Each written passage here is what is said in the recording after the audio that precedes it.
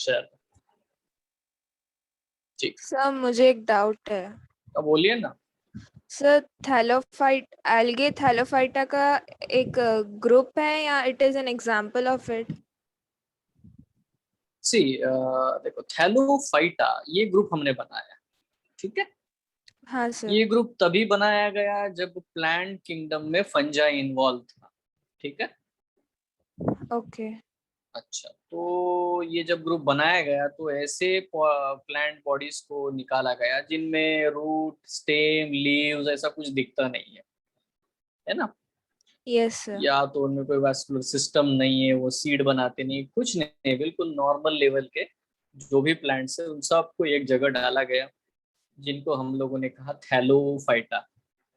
अभी थैलस का मतलब ही होता है ना कि फ्लैट या डॉर्सिवेंट्रली फ्लैट स्ट्रक्चर, एकदम पापड़ जैसा स्ट्रक्चर या फैला हुआ इधर उधर, ठीक है, ऐसे। So that is the meaning of the thallus. Yes.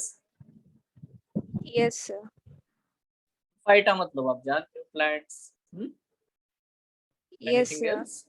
No और सर, फिर आई वाज बाद में, आस्किंग। या बोलिए। सर आई वाज आस्किंग कि algae is a group of, मतलब it is by. See, algae is a group which have a particular character. So we are going to study individually. In plants, if we talk about Thallophyta, so we include only algae. Okay sir, okay, thank Yeah, that is the point. So right now only algae are the classified as a thallophytes, other are not. Yes. Okay. So they do not form embryo. That is the point. सो यहाँ पे प्यारे बच्चों, मैंने यहाँ से आपको चीजें बताई कि 3 different types of the life cycles are there, you know, 3 different types of the life cycle है कि नहीं। एक को हम लोगों ने कहा हैप्लॉन्टिक लाइफ साइकिल, एक को हम लोगों ने कहा डिप्लॉन्टिक लाइफ साइकिल, और एक है haplodiplontic life cycle. Now to justify this, मैंने अलग 3 different टाइप ऑफ मियोसिस के बारे में बात की। एक को बेटा हम लोगों ने कहा जाइगोटिक मियोसिस, एक को हमने कहा गैमेटोजेनिक मियोसिस, और एक को हमने कहा स्पोरिक मियोसिस। तो मैंने इसको कोरिलेट किया कि हाँ चलो, जाइगोटिक मियोसिस जहाँ होता है उसको हम लोग हैप्लॉन्टिक लाइफ साइकिल कहते हैं, है ना। गैमेटोजेनिक मियोसिस जहाँ होता है उसे हम लोग डिप्लॉन्टिक लाइफ साइकिल कहते हैं, और जहाँ पे स्पोरिक मियोसिस होता है उसे हम लोग हैप्लोडिप्लॉन्टिक लाइफ साइकिल कहते हैं, ठीक है।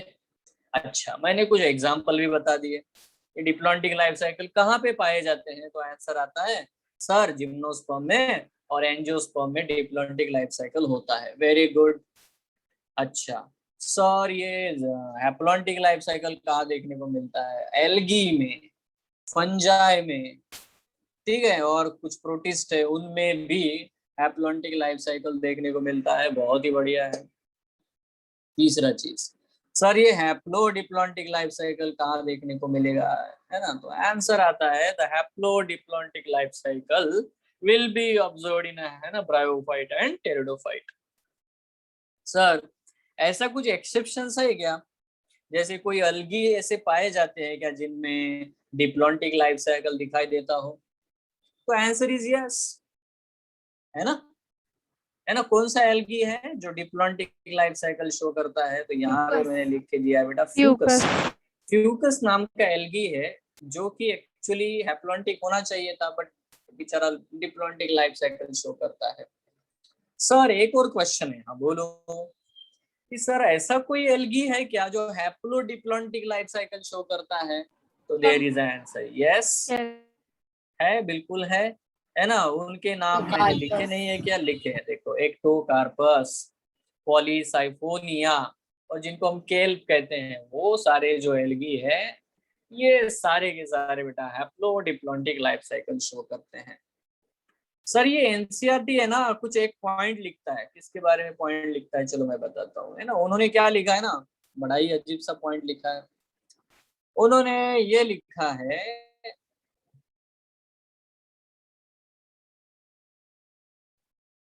some chlamydomonas, some chlamydomonas shows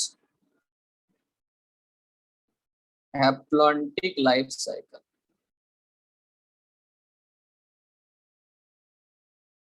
अब ये बड़ी टेढ़ी खीर है। अब ये क्या चीज लिखा है भाई, एनसीईआरटी क्या लिखना चाहता है ना, क्या क्वेश्चन पूछेंगे इसके ऊपर, नीट में क्या क्वेश्चन आएगा। देखो बड़ा ही सिंपल है।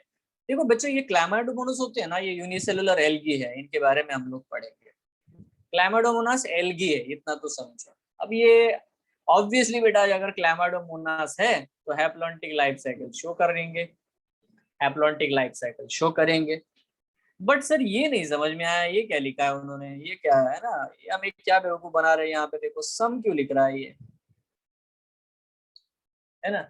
इसका मतलब ये है, आपको ये समझना है कि यार कुछ क्लैमाइडोमोनास ऐसे भी है जो डिप्लॉन्टिक लाइफ साइकिल शो करते हैं। समझ रहे हो आप, उन्होंने बस कैसे लिखा है, सम क्लैमाइडोमोनास। देखो क्लैमाइडोमोनास एक जीनस है, और इस जीनस में बहुत सारे अलग अलग स्पीसीज पाए जाते हैं। ठीक है, क्लैमाइडोमोनास कोक्सीफेरा, क्लैमाइडोमोनास डेब्रियाना, ठीक है, क्लैमाइडोमोनास ब्राउनी, ऐसे अलग अलग प्रकार के बेटा स्पीसीज पाए जाते हैं।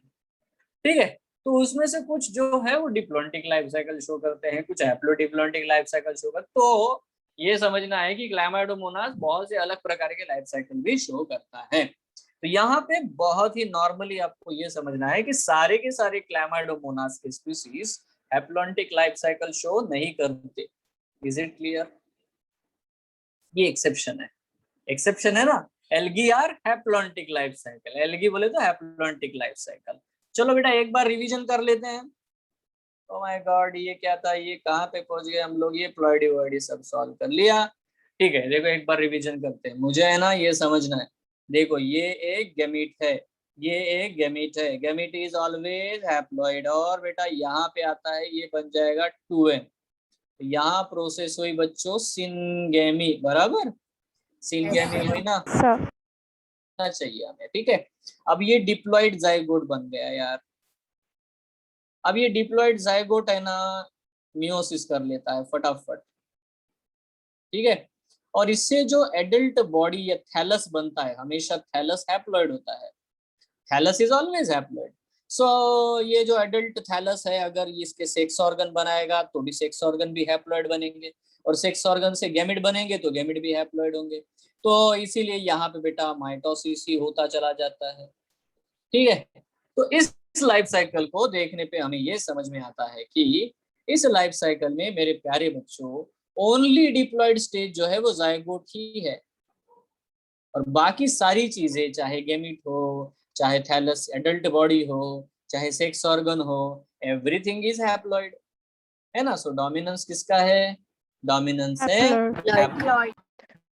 साइकिल को मैं क्या कहता हूँ, हैप्लॉन्टिक लाइफ साइकिल कहता हूँ। और एक क्वेश्चन है, इस लाइफ साइकिल में कहाँ पे मियोसिस हुआ, जाइगोटिक मियोसिस। वाह क्या टैलेंटेड बच्चे रे, अरे बाप रे, गजब ही कर दिया यार। देखो इजी है। अच्छा, अरे कौन एग्जाम्पल बताएगा मुझे, कौन एग्जाम्पल बताएगा। है, वाह वाह, और कौन है, प्रोटिस्ट है, कुछ प्रोटिस्ट होते हैं बेटा जो शो करते हैं, और बेटा इवन फंजाई जितने भी है वो सारे बेटा हैप्लॉन्टिक लाइफ साइकिल शो करते हैं। काम ही बन गया यार, है ना, गजब टैलेंटेड लोग हो तुम लोग। देखें और एक बार, है ना, वंस मोर यही काम करते हैं फिर एक बार, है ना। चलो ये देखो, ये है हैप्लॉइड गैमेट, ये है haploid gamete. Now you all understand ना, हैप्लॉइड का मतलब यहाँ मोनोप्लॉइड है कि नहीं, है ना। यस यस, ठीक है। चलो तो ये देखो यहाँ 2n आया, ये 2n कौन है बेटा, zygote.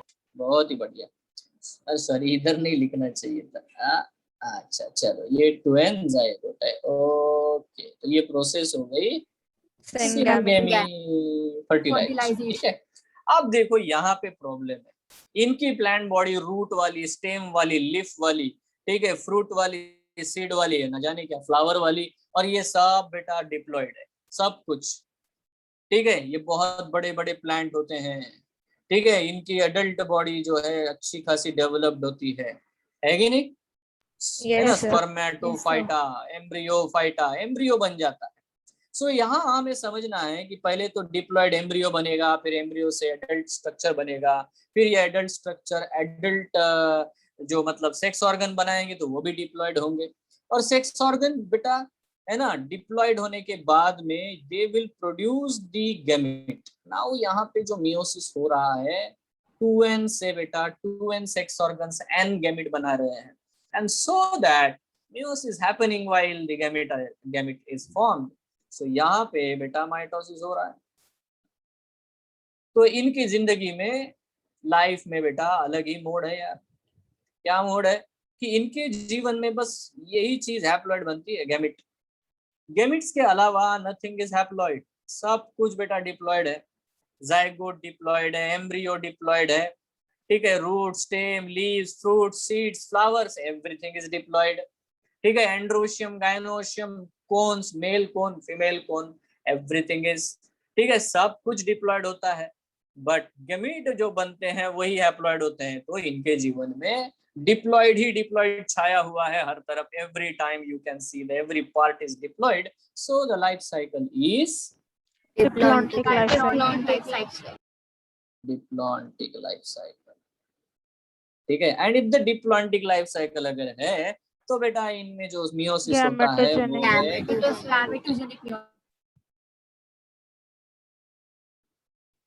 okay। So what examples you want to give to me? The example is gymnosperms, angiosperms, some protist, यहाँ पे भी है प्रोटिस्ट, कुछ प्रोटिस्ट होते हैं जो डिप्लॉन्टिक लाइफ साइकिल भी शो करते हैं। कोई एल्गी बताओ? ट्यूकस। बहुत बढ़िया, that is very nice. Okay, so ये हो गया बेटा बढ़िया सा डिप्लॉन्टिक लाइफ साइकिल। इसके अलावा थोड़ा सा कॉम्प्लिकेशन में चलते हैं। देखो कुछ प्लांट्स ऐसे होते हैं जिनके जिंदगी में बेटा लाइफ साइकिल में, सेक्सुअल लाइफ साइकिल में, है ना, कुछ देर के लिए हैप्लॉइड का भी डोमिनेंस दिखाई देता है, कुछ देर के लिए डिप्लॉइड का भी डोमिनेंस दिखाई देता है। मतलब बात इक्वल इक्वल वाली है, बैलेंस है ना, बैलेंस कंडीशन है। और जब ये बैलेंस कंडीशन हमें देखने को मिलती है तो बेटा इसके हैप्लॉइड जनरेशन को हम लोग गैमेटोफिटिक जनरेशन कहते हैं, है ना, जो हमेशा ही हैप्लॉइड होता है कि नहीं। और इसके ये जो गैमेटोफाइट होते हैं इनके ऊपर प्रोड्यूस होते हैं बेटा सेक्स ऑर्गन जो कि हैप्लॉइड ही होते हैं। और ये सेक्स ऑर्गन प्रोड्यूस करते हैं बेटा गैमेट्स, ठीक है। एक तो होगा male gamete and the female gamete, ठीक है। सो ये भी हैप्लॉइड है और ये भी हैप्लॉइड है। नाउ आपको समझ में आ गया कि गैमेटोफिटिक जनरेशन मतलब हैप्लॉइड वाली जनरेशन जहाँ पे भी हैप्लॉइड स्ट्रक्चर्स होते हैं। नाउ बेटा हमें है ना समय आ गया कि हम लोग कलर बदल दे पेन का। तो ये कोई येलो कलर ले लिया, सिनगैमी होगी, है ना। और सिनगैमी होते ही हमें ये एन और ये एन जब यूनाइट होगा तो हमें मिलेगा जायगोट। और यहीं से शुरुआत होती है बेटा, किसकी शुरुआत होती है? यहाँ से स्पोरोफिटिक जनरेशन की, डिप्लॉयड जनरेशन की शुरुआत होती है।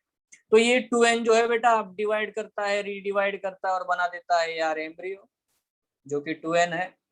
एम्ब्रियो अच्छा खासा डेवलप हो जाता है और रूट, स्टेम, लीव्स ऐसा वाला बेटा स्ट्रक्चर बना सकता है, या कैप्सूल, सीटे, फूट वाला स्ट्रक्चर स्पोरोफाइट बनाता है जो कि डिप्लॉयड है। ये जो स्पोरोफाइट है इनके ऊपर जैसे गैमेटोफाइट के ऊपर सेक्स ऑर्गन प्रोड्यूस होते हैं, वैसे बेटा स्पोरोफाइट के ऊपर प्रोड्यूस होते हैं स्पोरेंजिया। और मैंने आपको बताया था बेटा स्पोरेंजिया का मतलब है स्पोर प्रोड्यूसिंग ऑर्गन। जैसे सेक्स ऑर्गन जो होते हैं वो गैमेट प्रोड्यूसिंग ऑर्गन्स होते हैं, वैसे स्पोरेंजिया जो है बेटा, देखो यहाँ पे एक मैं टर्मिनोलॉजी लिख देता हूँ आपको, मतलब मैचिंग समझ में आ जाएगा। देखो गैमेटेंजिया समझ में आता है क्या ये word? Gametangia gamete producing organ, ठीक है। Sporangia spore producing organ. तो बेटा स्पोरेंजिया एंटायरली डिप्लॉयड है।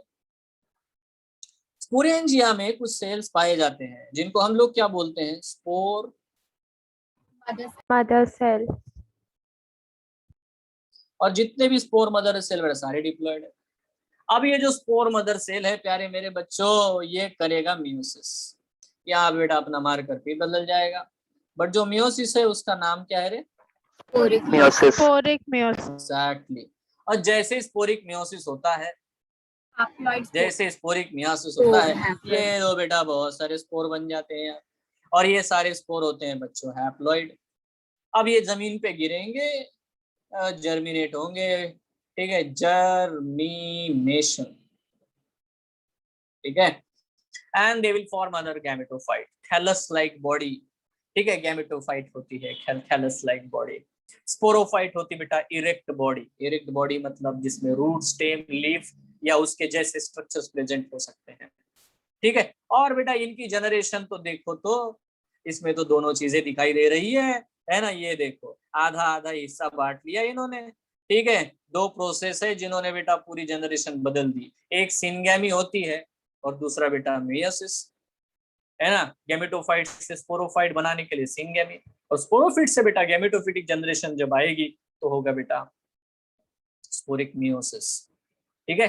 तो बेटा ये जो लाइफ साइकिल है इसको मैं क्या कहता हूँ, इसमें diploid generation, sorry haploid generation भी डोमिनेंट है, डिप्लॉयड जनरेशन भी डोमिनेंट है। तो ऐसे लाइफ साइकिल को प्यारे बच्चों हम लोग कहते हैं डिप्लॉन्टिक लाइफ साइकिल।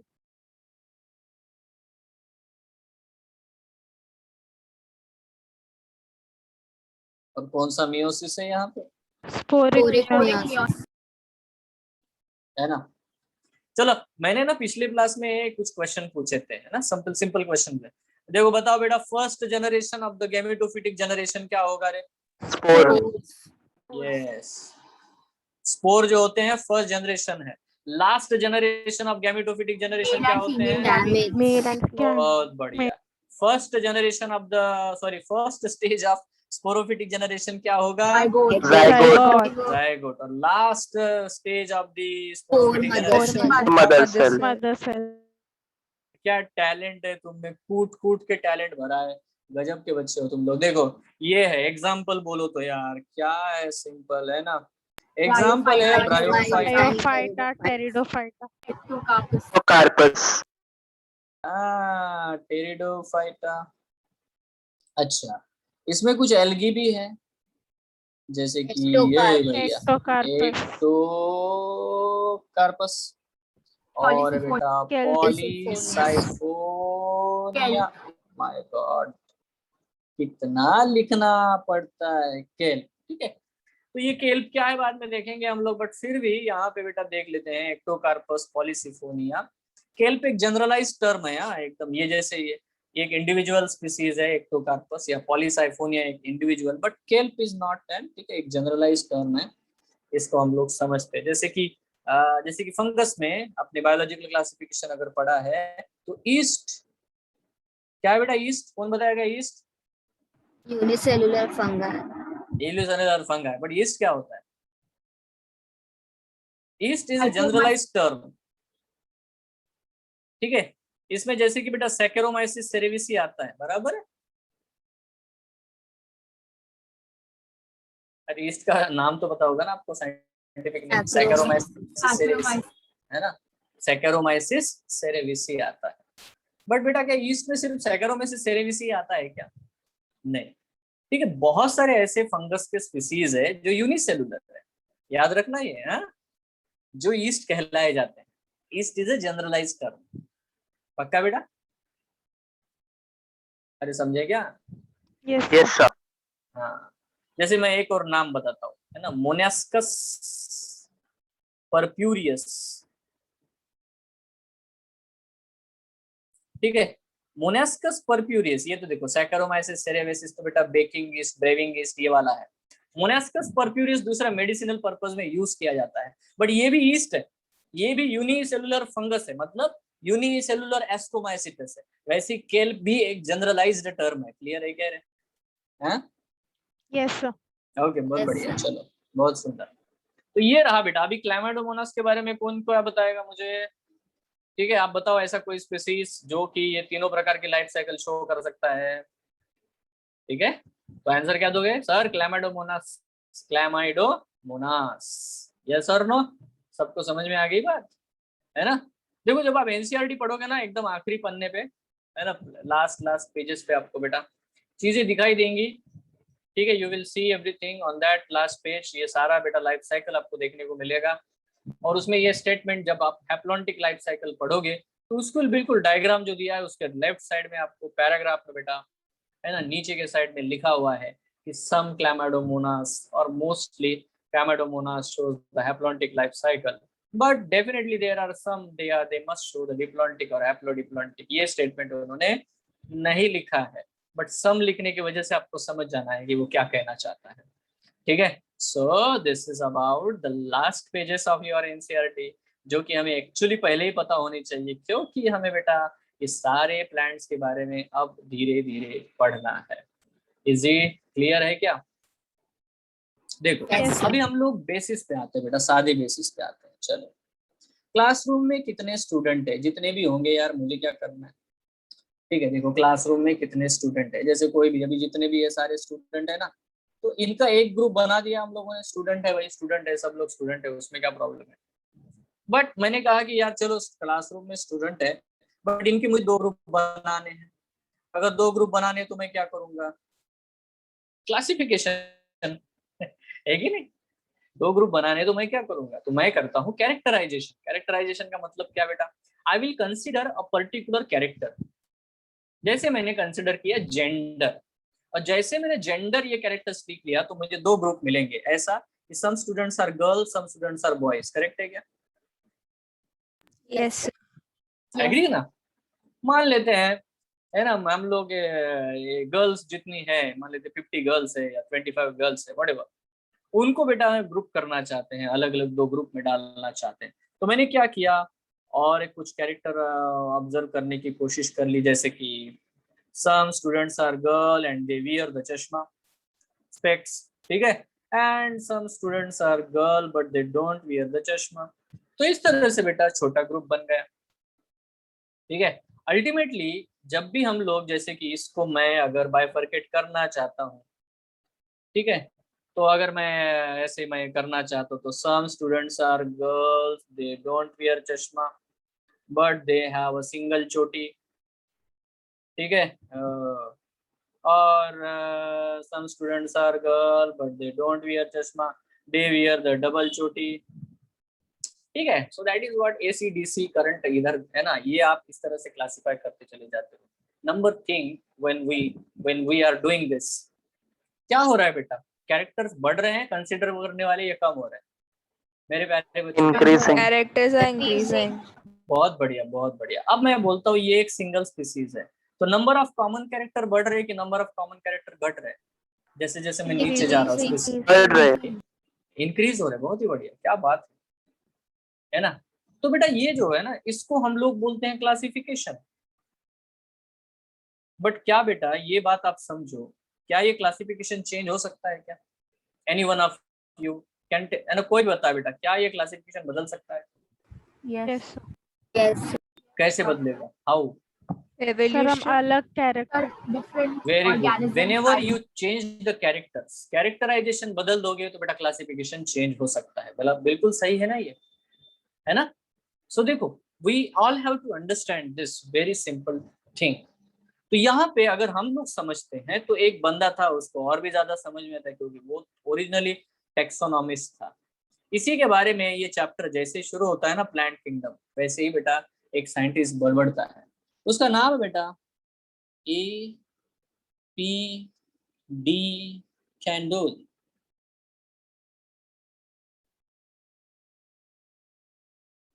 और ये इतना महान इंसान है, इसने क्लासिफिकेशन का क्लासिफिकेशन कर दिया। ही क्लासिफाइड द क्लासिफिकेशन, है ना?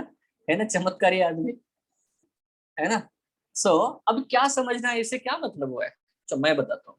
दुनिया भर में जितने लोगों ने अलग अलग प्रकार के क्लासिफिकेशन किए हैं, उसको इसने कैटेगराइज किया।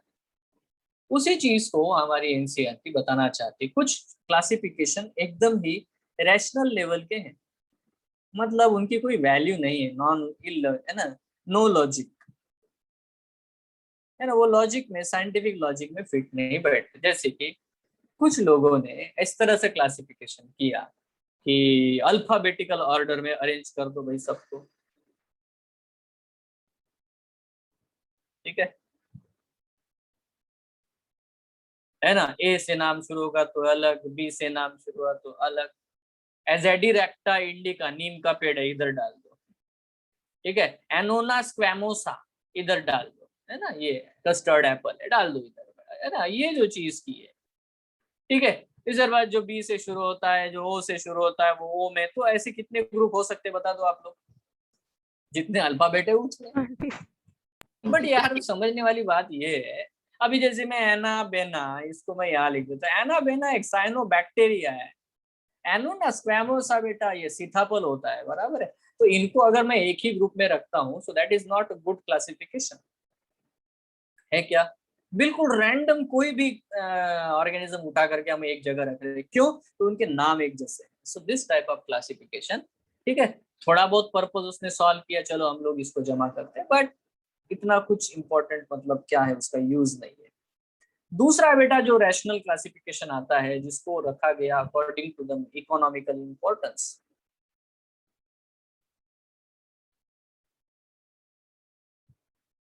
ठीक है। तो इकोनॉमिकल इंपॉर्टेंट जो है, इकोनॉमिकल इंपॉर्टेंस वाले, जैसे कि मैं आपको बताता हूँ, जैसे कि oil yielding plant, oil yielding plant कौन कौन है बेटा, ग्राउंड नट,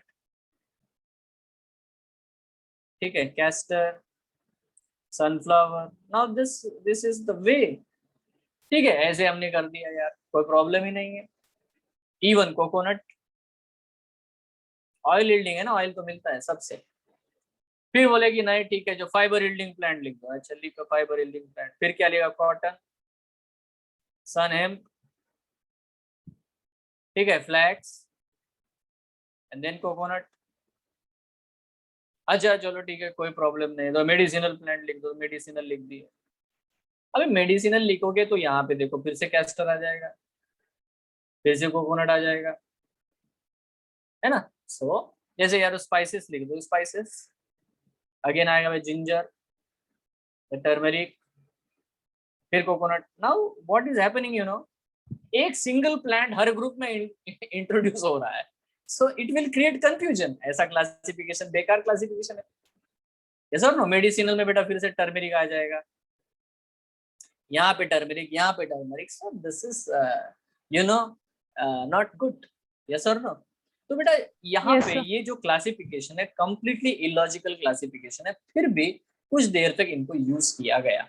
अभी सबसे बढ़िया जो क्लासिफिकेशन है जिसको हम लोग कंसिडर करते हैं, यहाँ से शुरू करते हैं बेटा, एनसीईआरटी का पोर्शन, उसको हम लोग कहते हैं बेटा मॉर्फोलॉजिकल क्लासिफिकेशन। सो मॉर्फोलॉजिकल को हम लोग यहाँ पे बेटा चीज को समझेंगे, इसको एक्चुअली हम लोग कहते हैं आर्टिफिशियल क्लासिफिकेशन। ये किसने कहा, इसको आर्टिफिशियल किसने कहा, Sir, I artificial guess class, Aristotle. Aristotle के नहीं, कार्यक्रम नहीं है, तुम थोड़ा पास में ही हो उसकी, है ना।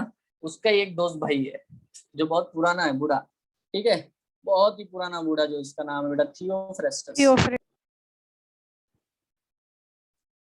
है ना। ये जो है ना, इनको हम लोग कहते हैं फादर ऑफ बॉटनी, ठीक है। अब ये भाई साहब ने क्लासिफिकेशन किया, सिर्फ एक कैरेक्टर ले लिया, ओनली सिंगल कैरेक्टर,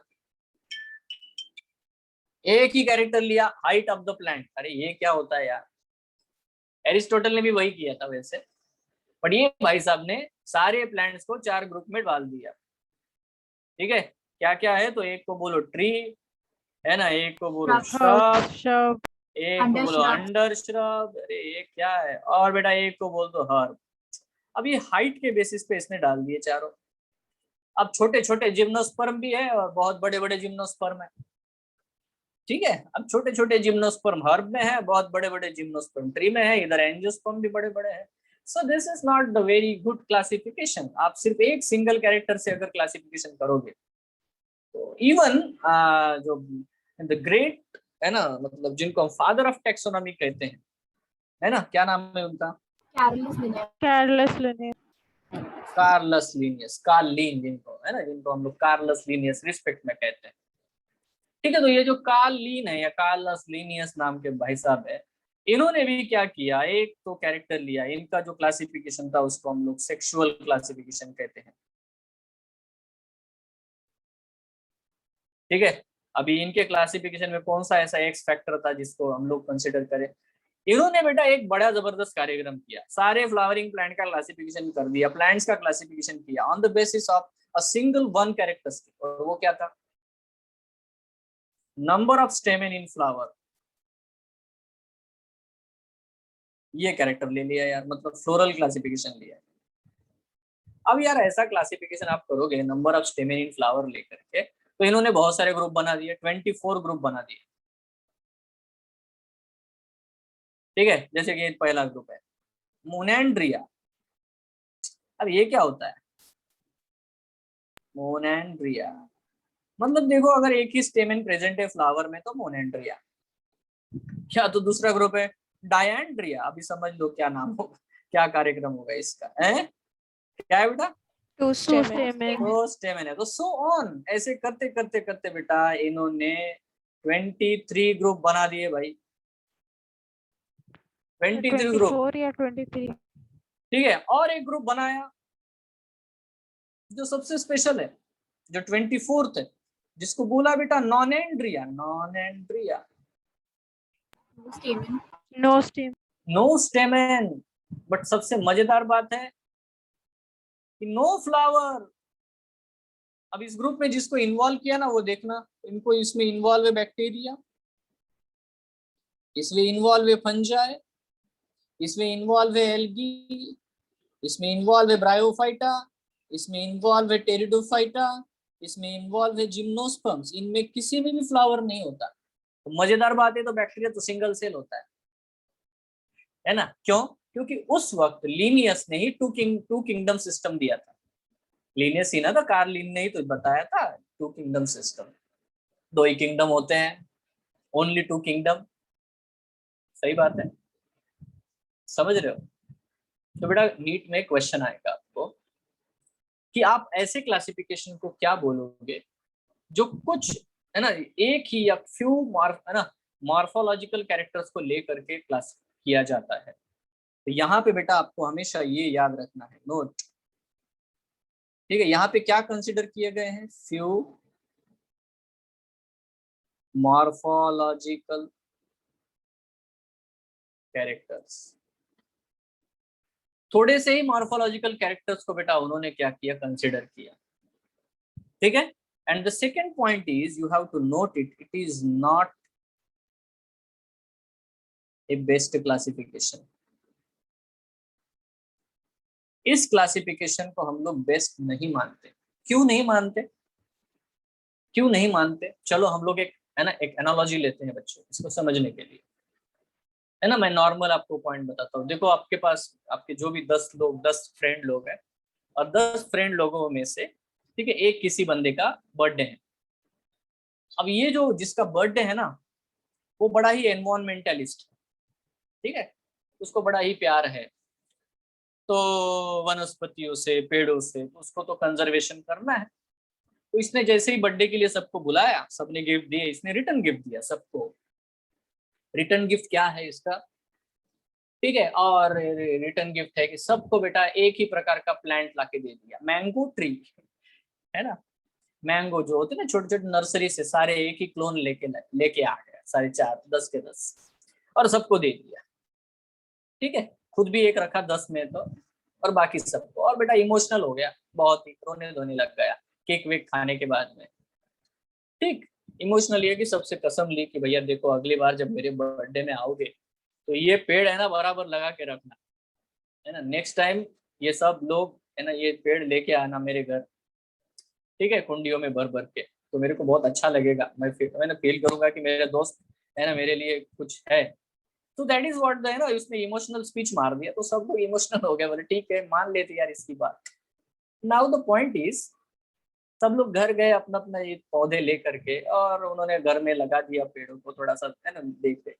उसमें से एक दोस्त था, एक जो दोस्त था वो इसका बहुत ही ज्यादा इमोशनली, मतलब क्या बोलते हैं, भयंकर वाला फ्रेंड। इसने बोला यार मेरे दोस्त ने दिया है, इमोशनल होके दिया है, तो अपने घर में, ठीक है, बिल्कुल बेडरूम के बाजू में ही खिड़की के पास उस पेड़ को रखा। उसको लगा कि और ज्यादा अच्छा रखूंगा मेरे पास में तो ध्यान रहेगा। नाउ द पॉइंट इज, जब सब लोग नेक्स्ट बर्थडे को उसके घर में ये पेड़ पौधे लेके जाते हैं, तो बेटा ये जो बंदा है ना, अच्छा फ्रेंड, एकदम क्लोज फ्रेंड, इसका ही पेड़ अलग दिख रहा है, क्यों बताओ? एनीवन? सबके पेड़ बराबर दिख रहे हैं, सेम टू सेम। वो लग रहा है कि वो अलग ही स्पीसीज, कोई दूसरा ही पेड़ उठा के लेके आया है, ऐसा इसीलिए लगा। Different environment? डिफरेंट एनवायरनमेंट नहीं, आपने फोटोट्रॉपिज्म पढ़ा होगा, है ना? जब बेटा प्लांट्स को लाइट नहीं मिलती तो वो लाइट की तरफ बेटा टर्न करते और बहुत ज्यादा इलोंगेट हो जाते हैं, उनकी लीव्स इलोंगेट हो जाती है। मतलब अगर डार्क में ग्रो होंगे ना, तो उनकी जो ग्रोथ है, उनका मॉर्फोलॉजी है, बहुत बदल जाती है। आपको समझ में आ रही बात? ठीक है, तो बिल्कुल तुमने सही कहा कि अगर एक साल में एनवायरनमेंट इतना चेंज ला सकता है वेजिटेटिव कैरेक्टर्स में, रूट बदल जाए, मतलब स्टेम बदल जाते हैं, लीव्स बदल जाते हैं, तो बेटा समझो ना कि जब इवोल्यूशन के बारे में हम लोग पढ़ते हैं तो है ना 1000 ईयर में कितना फर्क पड़ता होगा यार। थोड़ा बहुत एनवायरनमेंट बदला तो प्लांट्स में, एनिमल्स में फर्क पड़ जाएगा इन 1000 ईयर्स। ठीक है, या तो कोर्स ऑफ टाइम हम लोग कंसिडर करेंगे, लॉन्गर कोर्स ऑफ टाइम में। आपको ये बात समझ में आनी चाहिए। देखो मैं स्टेटमेंट लिखता हूँ। Sir, what is that written? Two stamen. क्या बेटा? डायएंड्रिया। Okay, sir. डायएंड्रिया, ठीक है। सी reproductive characters are more conserved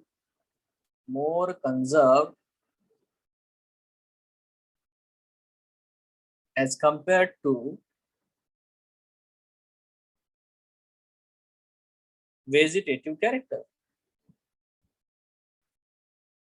ठीक है, तो बेटा यहाँ पे थियोप्रेस्टस की बात अगर मानते हैं तो वो तो बेटा वेजिटेटिव कैरेक्टर्स को लेता है। ठीक है, या तो जब भी आप आर्टिफिशियल क्लासिफिकेशन करते हो, ठीक, तो अगर आप सिर्फ वेजिटेटिव कैरेक्टर्स को लेते हो, है ना, तो बेटा और रिप्रोडक्टिव कैरेक्टर्स को ज्यादा इंपॉर्टेंस अगर नहीं दोगे तो ऐसा क्लासिफिकेशन अच्छा क्लासिफिकेशन नहीं है, क्योंकि ये लॉन्ग टर्म क्लासिफिकेशन नहीं है। बात समझ में आ रही है? ठीक है, आपको ये बात याद रखनी है जब एग्जामिनेशन में आएगा कि आर्टिफिशियल क्लासिफिकेशन को हम लोग बेस्ट क्लासिफिकेशन क्यों नहीं कहते। Why? Because it gives equal weightage to reproductive as well as the vegetative characters. बिल्कुल ऐसा नहीं होना चाहिए, है ना। हम लोगों ने अगर बेटर क्लासिफिकेशन बनाना है तो रिप्रोडक्टिव कैरेक्टर्स को ज्यादा वेटेज देना चाहिए। क्यों? क्योंकि वो ज्यादा कंजर्व होते हैं। फ्लावर के कैरेक्टर, रिप्रोडक्टिव ऑर्गन जो होते हैं, सेक्स ऑर्गन है, इनके जो बेटा जो कैरेक्टरिस्टिक है वो जल्दी बदलते नहीं है इवोल्यूशन में।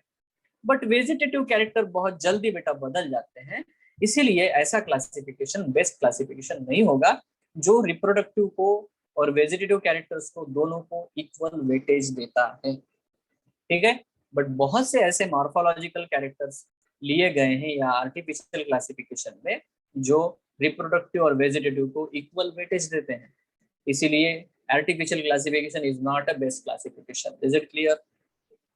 Yes, sir. Yes everyone?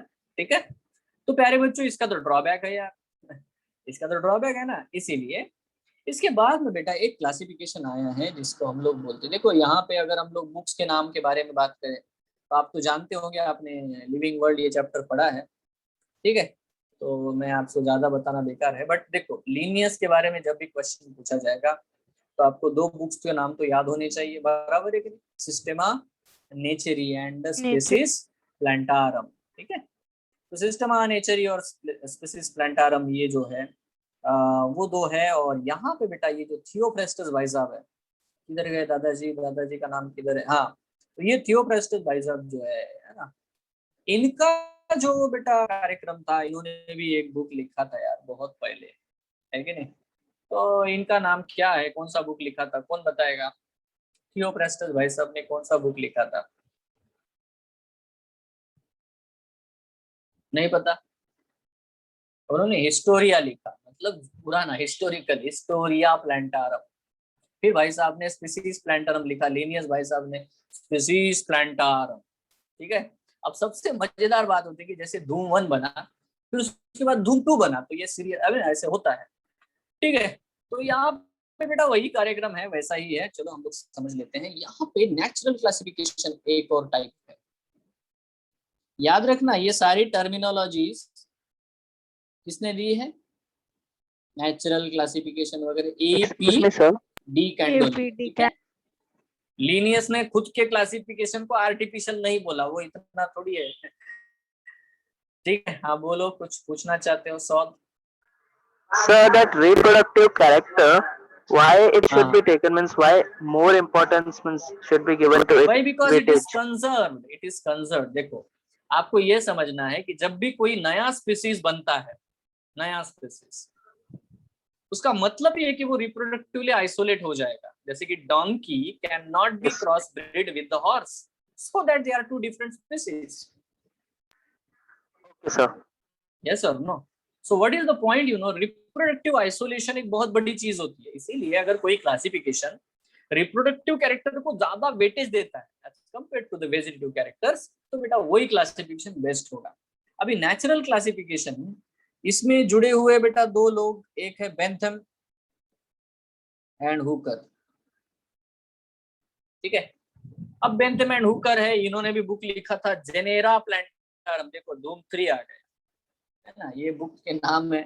अब ये जो लोग थे, इन्होंने क्या किया, दे considered the characters of natural affinity.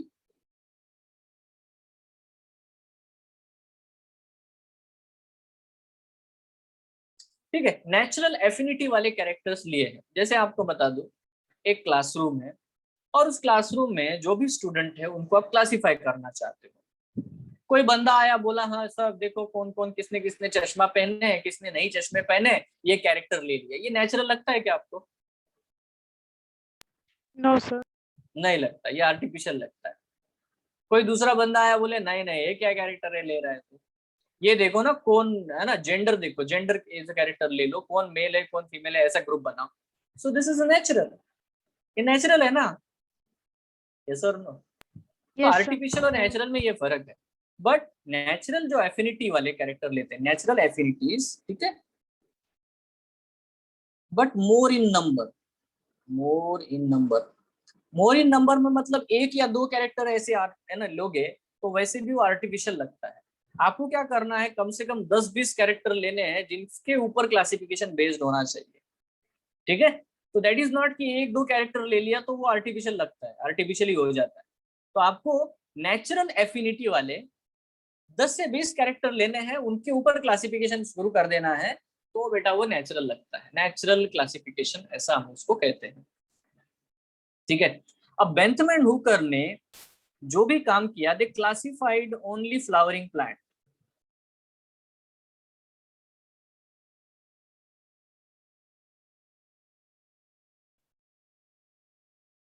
इन्होंने सिर्फ बेटा फ्लावरिंग प्लांट का ही क्लासिफिकेशन किया। They classified only flowering plant, flowering plant का ही क्लासिफिकेशन किया, दूसरा कोई क्लासिफिकेशन उन्होंने किया नहीं, ठीक है। तो उन्होंने भी बेटा 23 ग्रुप बनाया, व्हाटएवर, ठीक है, that is not our point right now. But इनका क्लासिफिकेशन नेचुरल एफिनिटी वाला है और वो इंपॉर्टेंस देते हैं ओनली फ्लोरल कैरेक्टर्स को। इसीलिए बेटा इनके क्लासिफिकेशन को हम लोग बेस्ट क्लासिफिकेशन मानते हैं। क्यों? अभी फ्लोरल कैरेक्टरिस्टिक का मतलब क्या हो गया, उन्होंने जो भी नेचुरल एफिनिटी वाले कैरेक्टर लिए वो सारे फ्लावर के हैं, रिप्रोडक्टिव स्ट्रक्चर के हैं, जो कि ज्यादा कंजर्वेटिव है as compare to the vegetative character. इसीलिए इनके क्लासिफिकेशन को हम लोग बेस्ट क्लासिफिकेशन का दर्जा देते हैं, बोले कि हाँ यही बेस्ट क्लासिफिकेशन है। That is what the simple thing that you all have to understand. Yes, अरे समझ में आ रही बात Yes, sir. है ना? तो अब मैं तो पहली तो बात तो मैं सिंपल पूछता हूँ कि आर्टिफिशियल और नेचुरल में से है ना कौन सा क्लासिफिकेशन बेस्ट है? Answer is natural classification best. मैं क्वेश्चन आता है कि why is very simple, because it gives more weightage to reproductive character than the vegetative character. Again, why? So that is answer is because reproductive characters are more conserved, ठीक है, in the evolutionary time course than the vegetative character. Are you sure? ठीक है, फिर अगर इसका भी आपको पूछे why, तो आंसर देना बिकॉज रिप्रोडक्टिव आइसोलेशन से ही नया स्पीसीज बनता है, वेजिटेटिव कैरेक्टर से नहीं। ये सर ना, है ना? तो that is the simplest thing we have to understand done. तो ये हो गया बेटा नेचुरल, बट इनका एक ड्रॉबैक थोड़ा सा याद रखना। इन्होंने क्या किया, देखो इनका कंसिडरेशन जो था, देखो पहले एल्गी आए, फिर ब्रायोफाइटा आए अर्थ के ऊपर, फिर टेरिडोफाइट आए अर्थ के ऊपर, फिर बेटा इनका थोड़ा सा गणित अलग ही हो गया। उन्होंने बोला कि यार टेरिडोफाइटा के बाद में डाइकोट आए, dicotyledon angiosperms, and then gymnosperms आए, और सबसे आखिरी में मोनोकॉट आए। तो ये जो उन्होंने फाइलोजेनी बताई, मतलब इवोल्यूशनरी जो लाइन बताई है, ये थोड़ी सी बेटा यहाँ पे गड़बड़ हो गई, क्योंकि डाइकोट को यहाँ रखना चाहिए और जिम्नोस्पर्म को पहले रखना चाहिए। ठीक है, तो ये इवोल्यूशनरी लाइन जो है इनकी बिगड़ गई। बात समझ में आ रही है? ठीक है, नॉर्मल पॉइंट। तो इसीलिए बेटा यहाँ पे एक ड्रॉबैक के साथ में natural classification is the best classification. और मैं आपको बता दूं, दुनिया में आज जितने भी हर्बेरियम है, जितने भी बॉटेनिकल गार्डन है, इनमें बेटा नेचुरल क्लासिफिकेशन को ही फॉलो किया जाता है। बेंथम एंड हुकर के क्लासिफिकेशन को ही फॉलो किया जाता है। Is it clear? Everyone is clear? Yes, sir. ठीक है, I have a question. हाँ, Sir, where is the smallest herbarium found in India? अच्छा, ये डेटा वाले क्वेश्चन तो गूगल मारेगा तो भी हो जाता है, कंसेप्ट पूछना। सर नहीं है उधर, मैंने चेक किया। अच्छा, सर एक्चुअली स्मॉलेस्ट ये क्वेश्चन हमारे उसमें आया था, किसमें? ये न्यूज़ पेपर में। पेपर था सर। तो Test में अच्छा, ऑप्शन क्या है? लखनऊ, दिल्ली, कोलकाता, लखनऊ। दिल्ली। दिल्ली, लखनऊ, स्मॉलेस्ट चाहिए, लार्जेस्ट चाहिए? स्मॉलेस्ट। smallest. स्मॉलेस्ट हर्बेरियम तो कैसे पता लगेगा ना, तुम्हारे तो कॉलेज में भी है। ठीक है, तो माय कॉलेज, जो मेरा कॉलेज है, मेरा खुद का पर्सनल हर्बेरियम बहुत छोटा है ना। How I can tell that? Largest बेटा बोला जा सकता है, बट स्मॉलेस्ट। सर तो फिर शायद से कुछ तो प्रिंटिंग मीन्स क्वेश्चन में थोड़ा मैं वही बोल एरर रहा होगा। हूँ ना, मतलब देखो देखो हर्बेरियम का साइज के हिसाब से आप बोल सकते हो कि सबसे ज्यादा कलेक्शन जो है वो मेंशन हो सकता है। अब आप सबसे छोटा कहाँ से ढूंढोगे? बिकॉज यू नो जितने भी बॉटे, इवन मुंबई में जो यूनिवर्सिटी है, मुंबई यूनिवर्सिटी में जाओगे आप लोग, ठीक है, समझ रहे हो ना, बहुत सारे कॉलेजेस है Yes, sir. Under Mumbai university, बहुत सारे कॉलेजेस है ना। अब कितने तो बॉटनिस्ट वहां रहते हैं, सबके पास एक न एक हर्बेरियम है, छोटा मोटा। ठीक है, इवन सपोज यूनिवर्सिटी कैंपस के बेटा हर्बेरियम होते हैं, वो छोटे होते हैं, वो they are not that much big. सही है। So how to go for the smallest one? Okay sir. आपको पॉइंट समझ में आया? मैंने इसीलिए बोला कंसेप्ट पूछना। Yes yes. अब ये डेटा जो है मैं कंसेप्ट वाइज बोल सकता हूँ। देखो largest I can tell, you know it is available, you know everyone knows it, but what about the smallest? Largest in Lucknow. है लार्जेस्ट, ठीक है, लार्जेस्ट तो ठीक है, आपको तो मेंशन हुआ है, वो एनसीईआरटी में भी बोलता है सब जगह, मतलब प्रीवियस ईयर क्वेश्चन में भी बोलता है, बट स्मॉलेस्ट को कैसे ढूंढोगे आप लोग? How you will find out the? देखो कोई मैं बोलता हूँ स्मॉलेस्ट बैक्टीरिया कौन सा है, so that we can know, that we know, yes और नो, है ना, मेजर कर सकते हैं, Yes. साइज मेजर कर सकते हैं। बोला तुम्हारे बॉडी में स्मॉलेस्ट बोन कौन सा है, so that I can measure, क्योंकि मुझे पता है सर तो कितने फिर बोन है। हाँ बोलो। सर तो फिर स्मॉल मींस कौन सा सिटी में smallest number of herbarium are there, वैसे कर सकते हैं क्या वो? क्या क्या? Smallest number of herbariums means अच्छा एक टोटल काम, नंबर। ये कल आपका इसका डिस्कशन है ना? Yes sir. Yes, हाँ sir. तो कल बात करते हैं इसके ऊपर, ठीक है? सर चलो डोंट इंटरप्ट, देखो ये सब है ना वहीं के उसी टाइम पे करना, ठीक है? ये इसको फ्लो में बद चेंज मत So करो। your screen is not visible. Yes हाँ सर। हाँ देखो कर रहा हूँ मैं, मुझे दिख रहा है स्क्रीन इज नॉट। ये हम लोग बोलने लग गए ना, तो बोलने बोलने वो स्क्रीन गायब हो जाता है, खुद भी खुद करता है, खुद डिसीजन लेते हैं आजकल। मशीन्स भी ना सीख रहे हैं, one day they are going to capture your mind, पहले ऐसे भी हो चुका है। ओके चलो, तो प्यारे बच्चों यहाँ पे मुद्दा आ रहा है, हम लोग सीधी बात कह रहे हैं, सिंपल बात की, ये जो इवोल्यूशनरी ट्रेंड है ना उसमें थोड़ी गलती कर गए वो।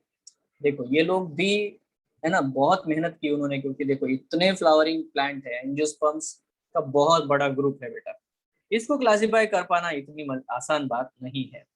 तो देखो एक चीज यहाँ पे अब मैं बोलने जा रहा हूँ, देखो यहाँ पे एक और क्लासिफिकेशन आता है जिसको हम लोग बोलते हैं ना फाइलोजेनेटिक क्लासिफिकेशन।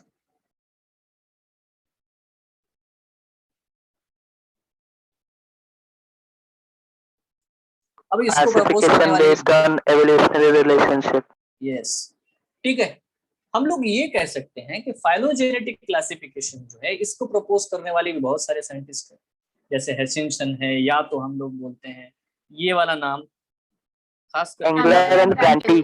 यस ठीक है, इंगलर एंड प्रेंटल।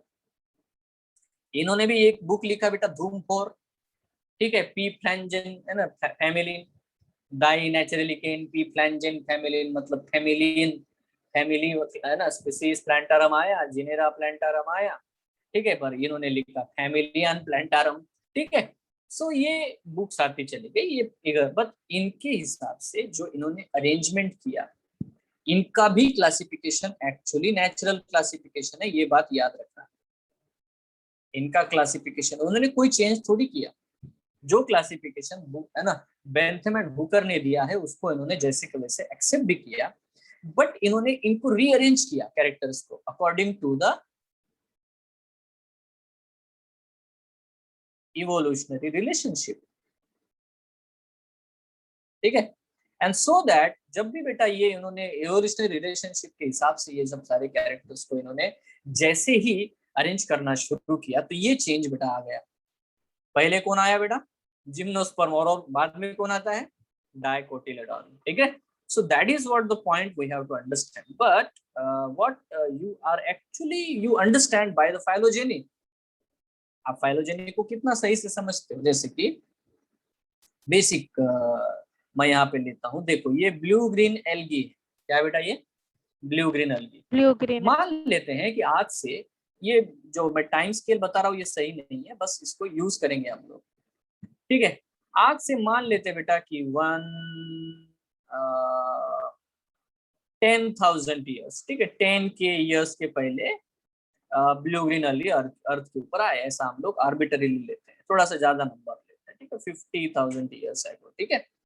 बट बेटा क्या अर्थ के ऊपर आज भी ब्लू ग्रीन एल्गी अवेलेबल है इन 2021? यस यस आज भी है ना, साइनोबैक्टीरिया जिनको हम लोग कहते हैं वो आज भी है।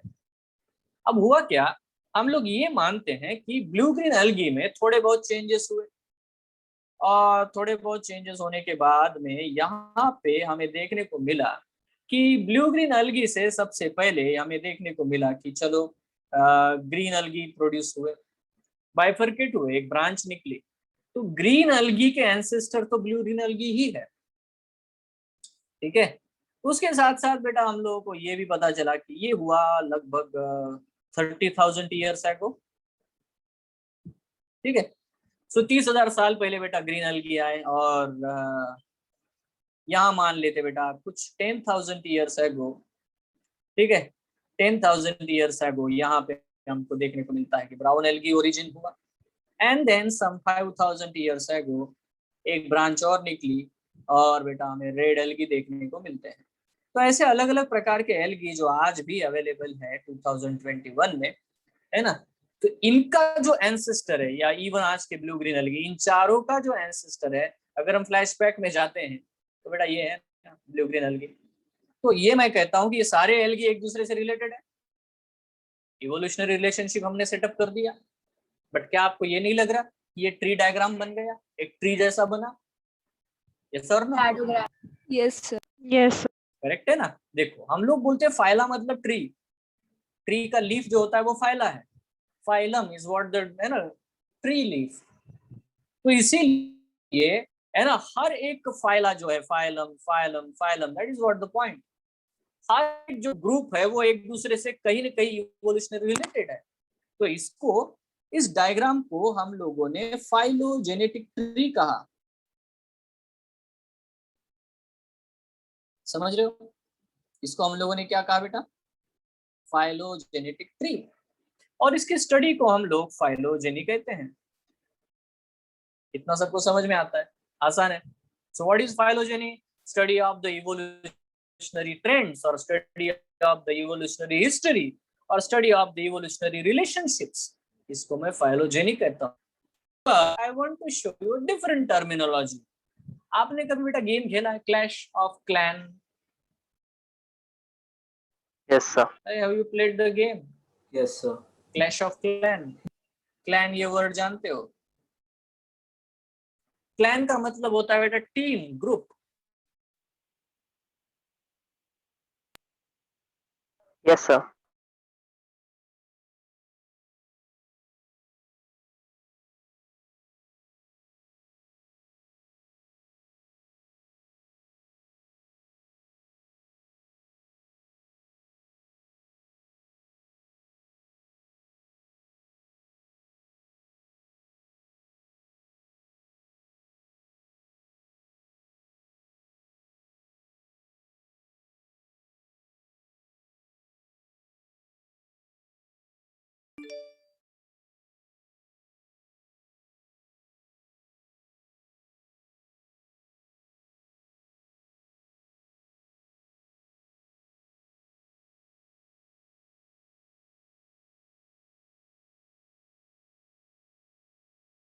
Sir, you are on mute.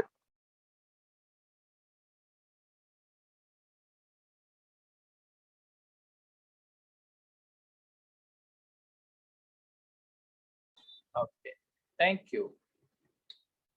Okay, ये रहा। ओके, तो प्यारे बच्चों मैं ये कह रहा हूँ कि दी टीम्स और द ग्रुप है ना, द टीम और the group is called as the clan, but the branch on which that is developed is called as the clade. इसको हम लोग क्या बोलते हैं, क्लैड। इसीलिए जब हम लोग फाइलोजेनिक ट्री को देखते हैं तो that is called as what, the cladogram,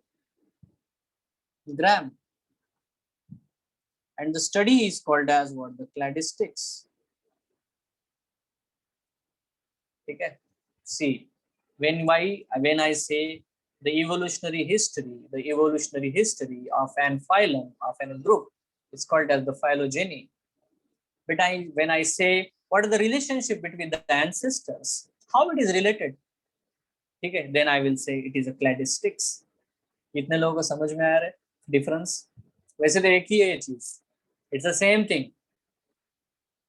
it is the same thing, the leaf and the branch, ठीक है, the leaf of the trees and the branches of the trees, they are the same thing, yes or no? So बेटा देखो, अगर आपको phylogeny का कोई दूसरा term किसी ने पूछा तो आपको पता होना चाहिए that is a cladistics, that is another terminology। तो ये जो क्लासिफिकेशन है, this is the bestest classification भाई, है ना। देखो phylogenetic classification is the bestest classification, है ना। बेस्टेस्ट मतलब क्या हो सकता है, बेस्ट से भी अच्छा, ठीक है। तो बेस्टेस्ट क्लासिफिकेशन का क्यों मतलब है, क्योंकि यहाँ पे कोई ड्रॉबैक नहीं रखा है।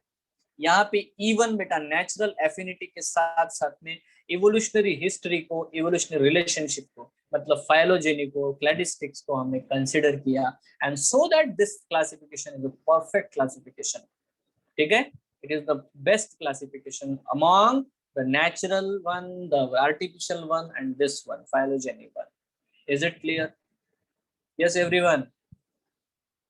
ठीक है बेटा, एक साइंटिस्ट था, उसने बोला ये नाम है उसका, तख्तजैन, ठीक है। आपने कभी टॉम एंड जेरी देखा है? Have you seen the Tom and Jerry? Yes, sir. Yes, sir. उसमें आपने कभी टॉम को देखा है? टॉम पे ऊपर से रोड रोलर चला जाए, उसका पापड़ बनेगा, बराबर। और जैसे वो रोलर चला जाएगा, ये उसकी आंखें पहले पॉपअप होगी, वो खड़ा हो जाएगा और घूमने, है ना, दौड़ने लगेगा, है ना। तो ये चीज बेटा उसके साथ होती है, वो कभी मरता नहीं, वो दोनों अमर है कि नहीं? दोनों अमर है बेटा। तो अभी समझने वाली बात ये है कि can you think human beings like this?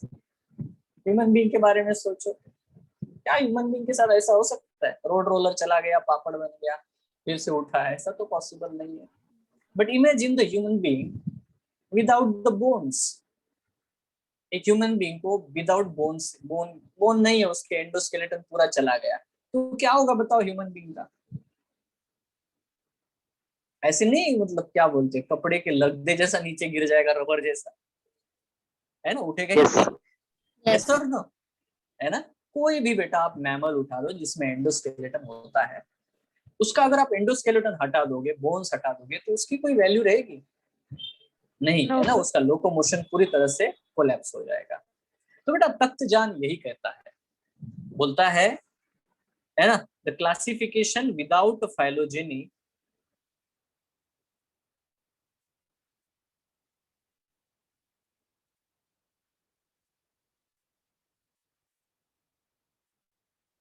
is like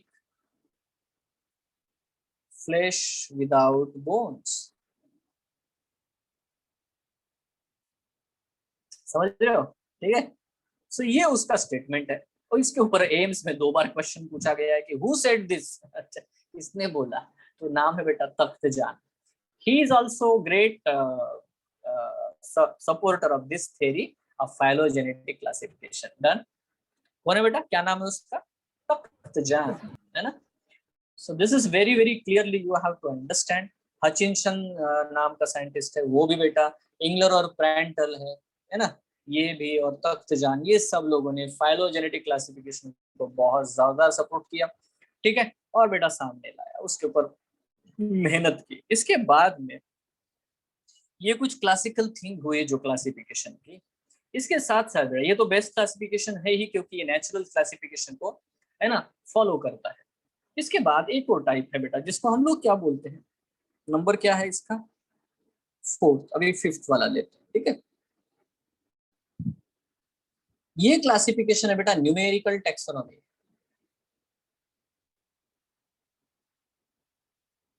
ठीक है, या इसी को हम लोग फेनेटिक क्लासिफिकेशन कहते हैं, या इसी को हम लोग एडेंसोनियन क्लासिफिकेशन कहते हैं, ठीक है। अब आप समझ गए कि यार इसको प्रपोज करने वाले साइंटिस्ट का नाम क्या था, ये तो बता सकते हो, Edenson. ठीक है। तो एडेंसन एट अल का मतलब है बहुत सारे लोग उसके साथ थे, तो इन लोगों ने ये वाला टाइप, है ना, न्यूमेरिकल टैक्सोनॉमी प्रपोज किया। अब इसमें सबसे इंपॉर्टेंट बात यह है कि इसके ऊपर क्वेश्चन आए हैं नीट में और एम्स में, दोनों में, कि इसमें क्या कंसिडर किया जाता है। जैसे कि ऊपर नेचुरल एफिनिटी वाले कैरेक्टर हम लोग लेते हैं वगैरह वगैरह, यहाँ पे क्या कंसिडर किया जाता है, तो आंसर है कि ऑल ऑब्जर्वेबल कैरेक्टर्स।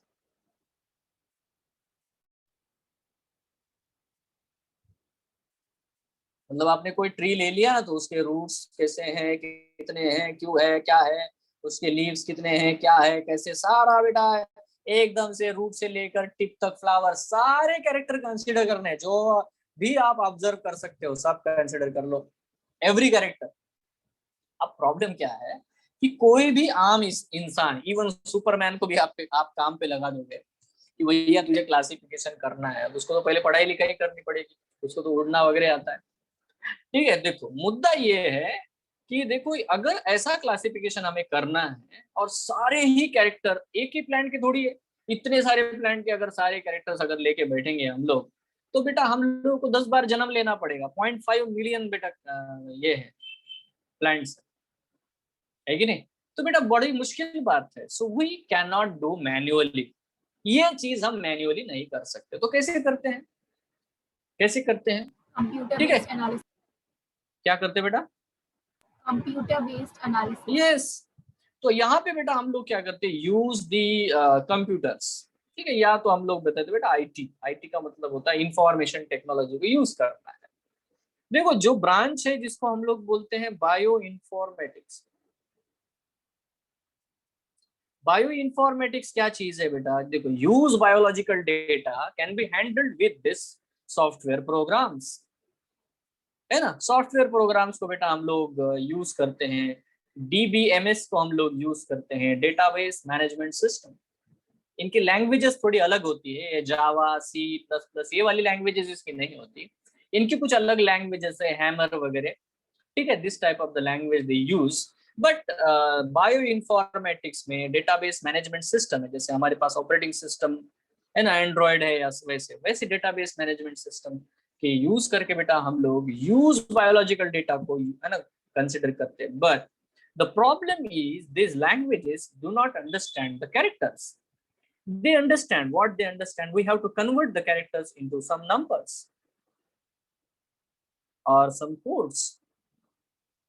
ठीक है, इस तरह से बेटा हम लोग को ना कैरेक्टर्स को कन्वर्ट करना पड़ेगा. जैसे कि ये लीफ है, इसका सरफेस स्मूथ है. ये लीफ है, इसका सरफेस बेटा, है ना, सिंगल डेंटेड है. ये लीफ है, इसका सरफेस बेटा सिरेट है, देख लो, है ना. ये लीफ है, इसका सरफेस बेटा डेंटेड है.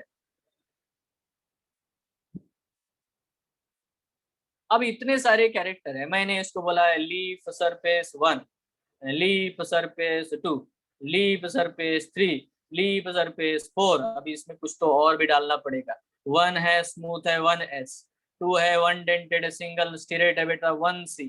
ठीक है, देन ls3 है तो बेटा ये सिरेट है, बस s लिख दो. अरे सिरेट है तो sr लिखो. अभी 4 है डेंटेड है तो d लिखो. तो इस तरह से कोड बनाने पड़ेंगे और ये सारे कोड वो सॉफ्टवेयर में भर देने पड़ेंगे and then it will run automatically. ये भाई बहुत बड़ा कार्यक्रम है यार, है ना, बहुत सारे लोग लगते हैं. तो ये मैन्युअली तो पॉसिबल नहीं है यार मेरे लिए. तो यहाँ नंबर्स यूज करने हैं, कोड्स यूज करने हैं, इसीलिए इसको मैं न्यूमेरिकल टैक्सोनॉमी कहता हूँ. बात समझ में आती है? क्यों? क्योंकि यहाँ पे नंबर्स और कोड्स यूज करता हूँ. ऑल ऑब्जर्वेबल कैरेक्टर, देखो आपने जेनेटिक्स के बारे में थोड़ा बहुत पढ़ा होगा 10th में. ऑल ऑब्जर्वेबल कैरेक्टर को हम फिनोटाइप कहते हैं. क्या कहते हैं बेटा? ऑब्जर्वेबल कैरेक्टर को हम क्या कहते हैं? फिनोटाइप. तो इसीलिए उसको बोलते हैं फेनेटिक, मतलब जितने भी पॉसिबल कैरेक्टर है सबको यूज कर लो. तो फेनेटिक क्लासिफिकेशन या न्यूमेरिकल टैक्सोनॉमी कहते हैं. बट मैं एक क्वेश्चन आपसे पूछना चाहूंगा. तो बेटा ये तो बहुत ही एडवांस्ड है, टेक्नोलॉजी जोरदार है, तो this should be the best classification, yes और नो? है कि नहीं? But it is not a best classification. Why? So because reproductive are not considered. मैंने ये कहा कि बेस्ट क्लासिफिकेशन वो है जो रिप्रोडक्टिव कैरेक्टर्स को ज्यादा वेटेज देता है as compare to the vegetative character. But यहाँ पे सारे कैरेक्टर्स को इक्वल सेम इंपॉर्टेंस दिया जा रहा है. ये डायरेक्ट स्टेटमेंट लिखा है आपके एनसीईआरटी में, पढ़ना. ठीक है, this classification gives the same importance, same weightage to all the characters. अब अगर ऑल द कैरेक्टर्स है मतलब रिप्रोडक्टिव और वेजिटेटिव, तो बेटा इस क्लासिफिकेशन को हम लोग बेस्ट क्लासिफिकेशन नहीं मानते, although it is advanced classification. Correct है क्या? Yes, sir. अरे ये टिकेगा नहीं ना, ये टिकेगा नहीं, ज्यादा दिनों तक नहीं चलेगा, क्योंकि थोड़ा बहुत एनवायरनमेंट चेंज हो गया, कुछ प्लांट बदल जाएंगे उधर, पता भी नहीं चलेगा हमको कि अरे ये तो बदल गया. उसके फ्लावर देख के पता चल सकता है, यस हाँ ठीक है ऐसा करके. So that is the simple thing we have to know. ये रहा बेटा न्यूमेरिकल टैक्सोनॉमी. अच्छा चलो आगे चलते हैं. और कुछ है क्या? है ना, ये देखो ये 5वां हो गया. 6 पोजीशन पे आते हैं. देखो एक होता है जिसको हम लोग बोलते हैं साइटोटैक्सोनॉमी. देखो बेटा हम लोग क्या कर रहे हैं, जब नेचुरल एफिनिटी वाले की बारे में बात कर रहे थे तो हम लोग उसके एम्ब्रियोलॉजिकल कैरेक्टर्स को देखते हैं, उसका फिजियोलॉजिकल कैरेक्टर्स को देखते हैं, उसमें है ना एनाटॉमिकल कैरेक्टर्स देखते हैं नेचुरल एफिनिटी के लिए. ठीक है, ये सारे कैरेक्टर हम लोग देखते थे जिसमें हम लोग बेंथरम हुकर का जो क्लासिफिकेशन था उसमें. ठीक है, बट हम लोग इतना डीप में नहीं जाते कि हम लोग सेल के कैरेक्टर्स देखें. तो अगर हम लोग क्लासिफिकेशन करने के लिए सेलुलर कैरेक्टर्स ले लें, ठीक है, या जिसको हम लोग बोलते हैं अल्ट्रा स्ट्रक्चर ऑफ सेल. बेटा अल्ट्रा स्ट्रक्चर ऑफ सेल का मतलब क्या होता है? अल्ट्रा स्ट्रक्चर ऑफ सेल मतलब आप हायर मैग्निफिकेशन में, है ना, माइक्रोस्कोप में सेल को ऑब्जर्व करो, अंदर माइटोकॉन्ड्रिया, क्लोरोप्लास्ट, इनको भी कंपेयर करना शुरू कर दो. इस प्लांट का क्लोरोप्लास्ट ऐसा, उसका वैसा, इतना डिटेल जाकर के अगर आप क्लासिफिकेशन करना शुरू कर देते हो तो बेटा ये क्लासिफिकेशन तो बहुत ही हायर लेवल पे चला जाएगा, है ना, बेटर क्लासिफिकेशन होगा ये भी. बट अंडरस्टैंड दिस, यहाँ पे लेवल क्या है? इवन बेटा हम लोग क्रोमोसोम के लेवल तक जाते हैं. क्रोमोसोम का स्ट्रक्चर, क्रोमोसोम का नंबर, क्रोमोसोम जानते हो ना, डीएनए वगैरह, ठीक है, सेल के अंदर, न्यूक्लियस के अंदर तक हम घुस जाते हैं और बेटा हर एक चीज को हम लोग यहाँ पे ऑब्जर्व करने की कोशिश करते हैं। तो जब भी हम साइटोस का मतलब सेल की स्टडी होती है बेटा, साइटोलॉजी मतलब स्टडी ऑफ सेल, साइटोलॉजी मतलब स्टडी ऑफ सेल्स। तो अगर साइटोलॉजी अगर सेल्स की स्टडी है और वो भी हम लोग कंसिडर करते हैं तो इसको मैं बोलता हूँ cytotaxonomy. Is it clear? Yes और नो? तो ये ज्यादा डिटेल हो गया। Yes. Chromosome size, chromosome number, chromosome behaviour, ये भी हम लोग देख लेते हैं for the classification. Seventh one देखो, सेवेंथ वन Sir, माने मतलब, बोलो। साइटोटैक्सोनॉमी किसने प्रपोज किया? देखो ये तो बहुत ही मतलब वास्ट चीज है बेटा, यहाँ पे हम लोग साइटोटैक्सोनॉमी के बारे में ये तो नहीं कह सकते।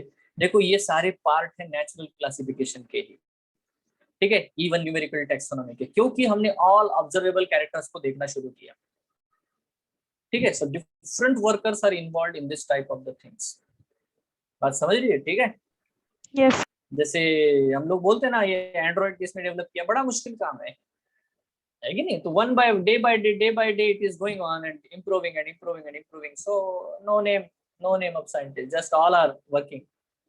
ठीक है, सो देखो यहाँ पे आते हैं बेटा हम लोग केमोटैक्सोनॉमी की तरफ। केमोटैक्सोनॉमी का सिंपल मतलब है, इसमें हम लोग केमिकल कंपोनेंट्स को, खास करके बेटा मैक्रोमोलेक्यूल्स को देखते हैं, उनको ऑब्जर्व करते हैं। मतलब कौन? जैसे कि proteins, fats, fatty acid, DNA, RNA, ये लेवल पे चले जाते हैं भाई, है ना। केमिकल अल्केलॉइड कौन सा है? बीटा साइनेंस। ठीक है, सो नहीं देखो बहुत सारे केमिकल्स है। तो प्यारे बच्चों यहाँ पे नोट करने वाली बात यह है कि अब हम लोग सेल के भी अंदर जो अल्ट्रा स्ट्रक्चर है उसके भी अंदर घुस गए।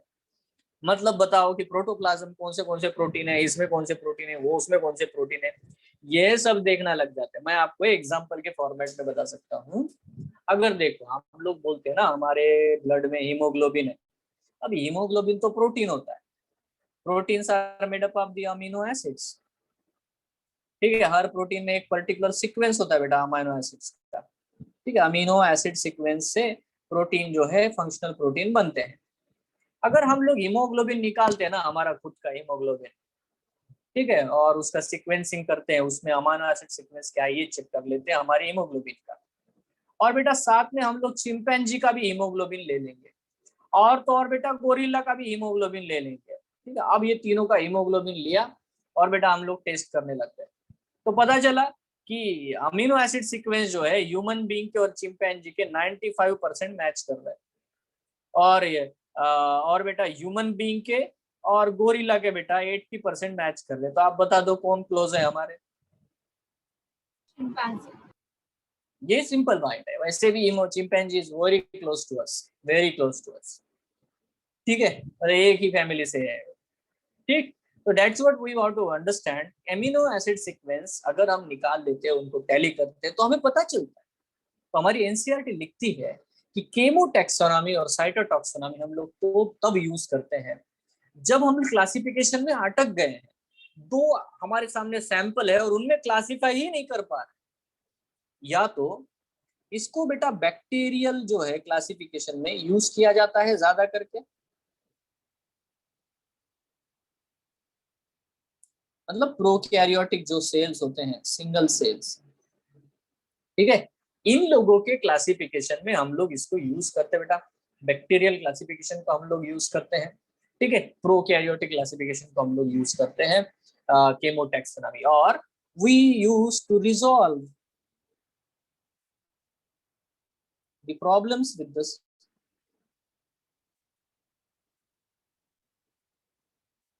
Problems with the classification. तो प्यारे बच्चे, जो भी क्लासिफिकेशन में जो भी प्रॉब्लम्स होते हैं उनको रिजॉल्व करने के लिए, to resolve them we use this type of the classification. ठीक है, ये लिखा हुआ हमारी एनसीईआरटी में, resolve the problems with the classification. ठीक है, जब अगर कहीं हम अटक गए, हम लोग नहीं कर पा रहे, we are unable to classify, so we just isolate it. ठीक है, केमिकल्स निकालते हैं, केमिकल का एनालिसिस करते हैं, एंड देन हमको पता चल जा रहा है ये केमिकली डिफरेंट है, वो केमिकली डिफरेंट है। इस तरह से बेटा हम लोग है ना कर सकते हैं। ठीक है, ये आपको समझ में आते हैं point. This is all about what the different types of the classification. और ये जो टाइप है, ये सजेस्ट करने वाला जो बंदा है, उन भाई साहब का नाम है APD कैंडोल। समझ रहे हो क्या? Are you clear? Yes. Yes, sir. है ना? Yes, ये sir. दिया है आपके एनसीईआरटी में इनिशियल लेवल पे एकदम से। एक्चुअली जैसे ही प्लांट किंगडम शुरू होता है, एक्चुअली बेटा एनसीईआरटी ने ये पोर्शन बायोलॉजिकल क्लासिफिकेशन या लिविंग सिस्टम में जहाँ टेक्सोनॉमी है वहीं पे ये देना चाहिए। बट क्योंकि उन्होंने प्लांट किंगडम में दिया है, तो अगर आपने पहले पढ़ा भी होगा तब भी बेटा मैंने अपनी तरफ से ये चीज बताई आपको, क्योंकि ये जरूरी है, जो दिया है उसी फ्लो में हम लोग जाएंगे। तो बेटा याद रखो कि मैंने प्लांट किंगडम एक चैप्टर में पहला वाला एनसीईआरटी का पेज और एकदम आखिरी वाले दो है ना, एकदम आखिरी लास्ट पेज, इसको आपको पढ़ाया है। Are you sure? आप एनसीईआरटी Yes. साथ में रखा करो, देखा करो, चीजों को नोट करो, अंडरलाइन करो जब मैं बोलता हूँ ये वाला स्टेटमेंट है रे उधर, क्योंकि ये सारे स्टेटमेंट वो है जिनके ऊपर बेटा क्वेश्चंस आने वाले हैं। ये बात हमेशा दिमाग में रखना जब मैं बोल रहा हूँ। यस और नो एवरीवन? ठीक Yes. है, Yes, तो sir. अब हम लोगों को करना क्या है, ये तो हो गया कार्यक्रम अपना। Sir, हाँ बोलो। sir, this numerical taxonomy, chemotaxonomy, cytotaxonomy, they come under the phonetic system of classification. No, we don't consider them as a phonetic system of classification. What I'm saying is that, see, if you are considering all observable characters, now you can observe them internally, externally, correct? Yes, sir. Yes. तो बेटा देखो, जब all observable character देखते हैं, जब phonetic ये word use करते हैं, तो हम लोग जो भी सुपरफिशियल मुझे कैरेक्टर दिखाई दे रहे हैं उनको देख लेता हूँ। अब अगर मैं कहीं रुक गया, कहीं अटक गया, तो मैं सेल लेवल पे जाऊंगा, तो उसे मैं साइटोटैक्सोनॉमी कहता हूँ। वहां पे भी नहीं संभल पा रहा हूँ, तो मैं बेटा एकदम केमिकल लेवल पे चला जाऊंगा, क्योंकि देखो they are expensive things to do, they need proper expertise, you know. Okay, sir. बात क्लियर हो रही है? अरे आपके सामने, आप टेक्सोनॉमिक की है ना, आपने पढ़ा होगा, टेक्सोनॉमिक की पढ़ा है रे, टेक्सोनॉमिक Yes, की हाँ sir.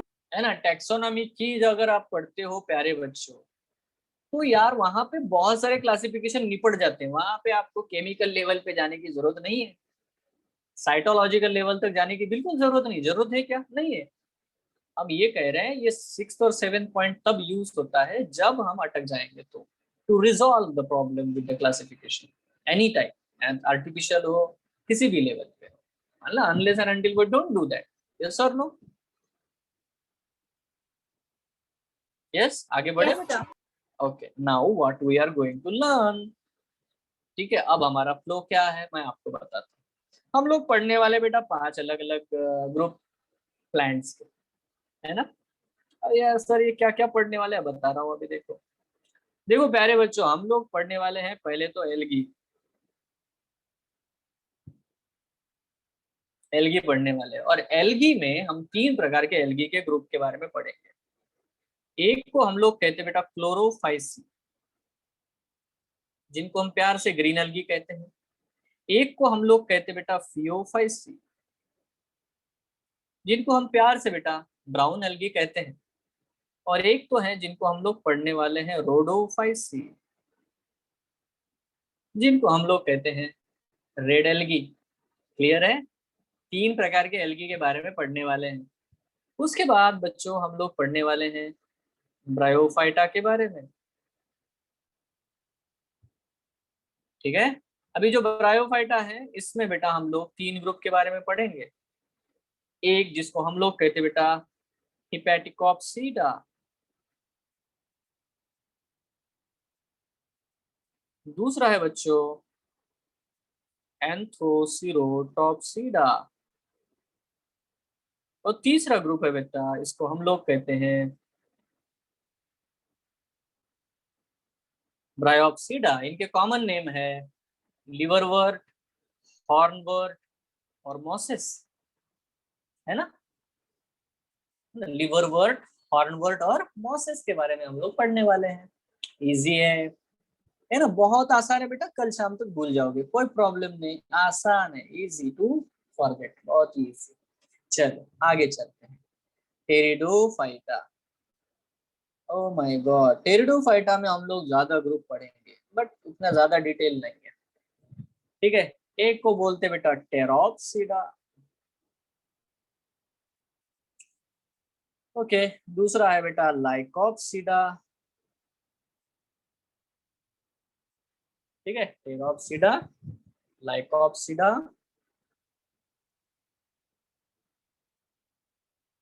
स्पिनोप्सिडा, ठीक है। और बाकी जो है बेटा बिल्कुल कॉमनली कहे जाते हैं फर्न प्लांट, ठीक है।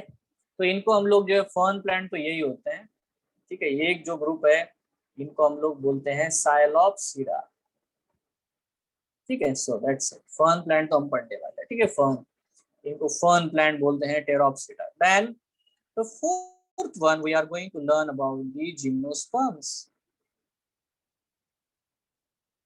जिम्नोस्पर्म्स में हम लोग पढ़ने वाले हैं बेटा साइकेडोप्सिडा, साइकस,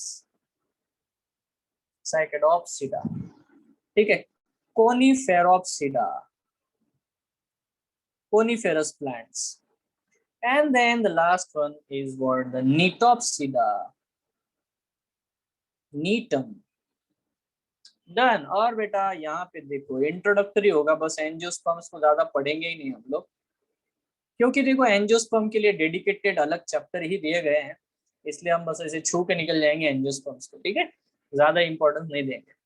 तो देखो एंजियोस्पर्म्स में हम लोगों को डेफिनेटली पढ़ना पड़ता है बेटा डाइकॉट एंड मोनोकॉट, ठीक है।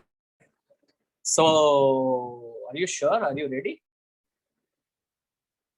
Are you ready?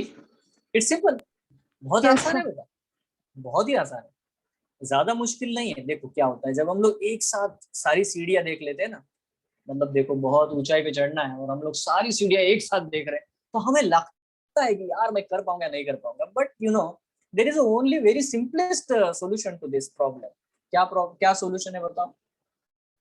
Climb the first step, simple है ना। जैसे पहले पहला पैर रखोगे फिर दूसरा पैर, तीसरा पैर, and ultimately you know that एक बार पहुंच जाओगे, अरे ये तो सब बेकार था, मैं फालतू ही टेंशन ले रहा था। ये सब चीज आती है माइंड में, क्योंकि my brain and your all, सबका ब्रेन बेटा एक जैसा ही है, we are all human beings. If I can remember, you can remember more than it, because your brain is more younger than me, yes और no?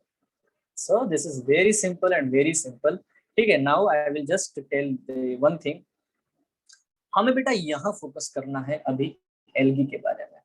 We are going to study about the algae, chlorophyceae, phaeophyceae, rhodophyceae. प्यारे बच्चों, Chlorophyceae का मतलब होता है green algae, Phaeophyceae का मतलब होता है ब्राउन एल्गी, और रोडोफाइसी का मतलब होता है बेटा रेड एल्गी। आप में से कौन बच्चा ये मुझे सजेस्ट करेगा या बताएगा कि यार इन तीनों में ऐसा डिफरेंस क्यों है, ये नाम अलग अलग क्यों है, बताओ? ग्रीन ब्राउन रेड क्या है, ऐसा क्यों है, किस ऐसा क्लासिफिकेशन क्यों किया हम लोगों ने? Anyone can tell me? क्या मतलब, आप थोड़ा सा लॉजिक लगाओ ना, थोड़ा सा सादा सा लॉजिक है, क्यों इनके अलग अलग कलर है यार? presence of different pigments. Pigments के depend, Different pigment. Yes, photosynthetic pigment, उनके अंदर फोटोसिंथेटिक पिगमेंट कौन से कलर का है उसके ऊपर बेटा उनका कलर डिपेंड होता है, और हम लोगों ने यही कैरेक्टर चुन लिया इनको क्लासिफाई करने के लिए, है ना। जो ग्रीन दिखते हैं, chloro that is green, FIEO is a brown and रोडो इज अ रेड, ठीक है। सो ये बेटा कलर हम लोगों ने चुने हैं, और इसीलिए हम लोग अभी एल्गी के बारे में simply we are going to study and start. Yes, चलो नंबर 1 क्वेश्चन मैं सबसे पूछना चाहूंगा, सादा क्वेश्चन बेटा, मैं एल्गी को क्या कहता हूँ? क्या मैं एल्गी को ये कहता हूँ?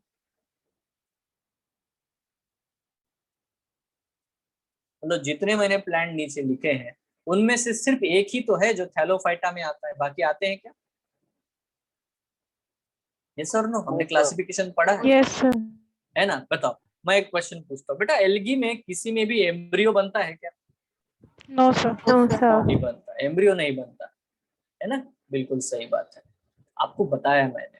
अच्छा एक और बात बताओ बेटा, अगर मैं ये कहूँ 3 मैं लाइफ साइकिल के नाम लूँ, हैप्लॉन्टिक, डिप्लॉन्टिक, हैप्लोडिप्लॉन्टिक, आप एल्गी के लिए कौन सा सुटेबल करोगे? Aplontic life cycle. Haplontic life cycle. हाँ, some exceptions are there, but mostly it's a haplontic life cycle. Is it clear or not? अच्छा मैं कुछ बेटा हैबिटेट के नाम लेता हूँ। हैबिटेट आप अपने जनरल नॉलेज से बता दो, है ना? Desert, then I will say the terrestrial land, and then ocean and river. ठीक है, इन 4 में से आप कौन से हैबिटेट एल्गी के लिए सुटेबल मानते हो? river, River and Ocean. ocean, because देखो algae are mostly aquatic. Algae जो होते हैं मोस्टली एक्वेटिक है बेटा, पानी में रहते हैं। ठीक है, देखो study of algae is called as the phycology.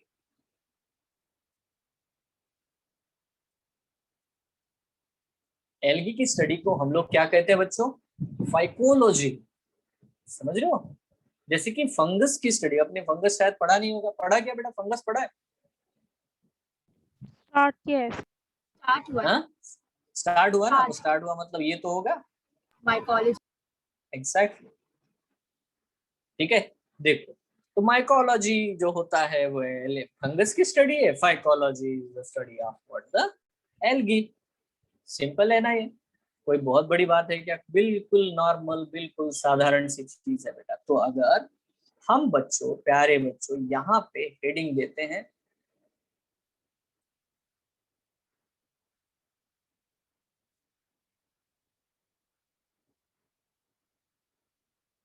और हेडिंग है एल्गी। नाउ यहाँ से बेटा शुरू होता है असली कार्यक्रम। अभी तक जो भी था बेटा सारा बेसिक बेसिक बेसिक था, वो बाकी क्लासिफिकेशन का पोर्शन था। ये रियल चैप्टर शुरू हो रहा है आज से, अभी से। ठीक है, तो बेटा बहुत ही आसान है, क्योंकि क्या है ना, हम लोगों को इंडिविजुअल ग्रुप्स के बारे में पढ़ना है। इंडिविजुअल ग्रुप्स के बारे में आसानी से पढ़ सकते हैं हम लोग। मैं कुछ चीजें एल्गी के बारे में आपको धीरे धीरे छोटी छोटी बातें बताना चाहूंगा। ठीक है, आप आराम से इन सभी चीजों को बेटा लिख सकते हो, समझ सकते हो। कोई बहुत बड़ी एकदम से कठिन बात बिल्कुल भी नहीं है। सी, तो सबसे पहला क्वेश्चन है बेटा कि what is the study of algae called as? बोलो। Psychology. psychology, ठीक है,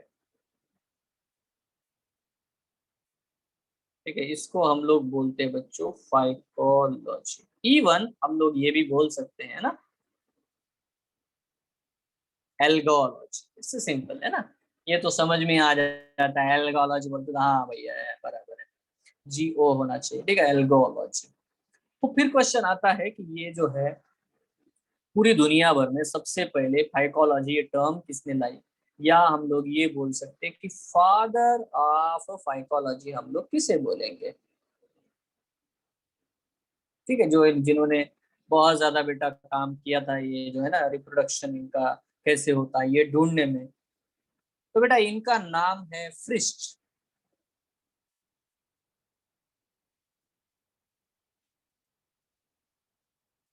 ठीक है, सो ये भाई साहब है फ्रिस्ट, जिनको हम फादर ऑफ फाइकोलॉजी कहते हैं।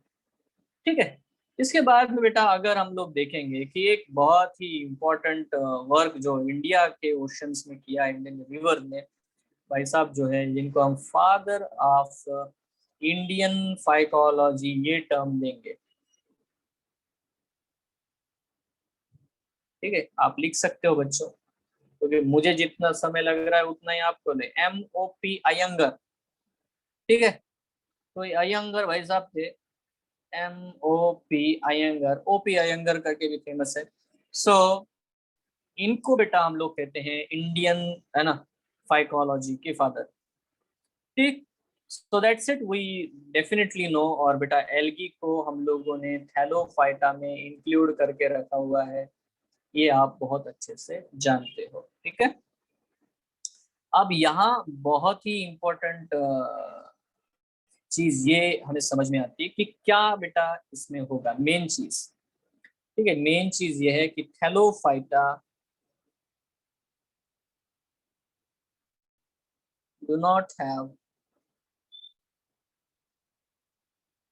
root stem and leaves.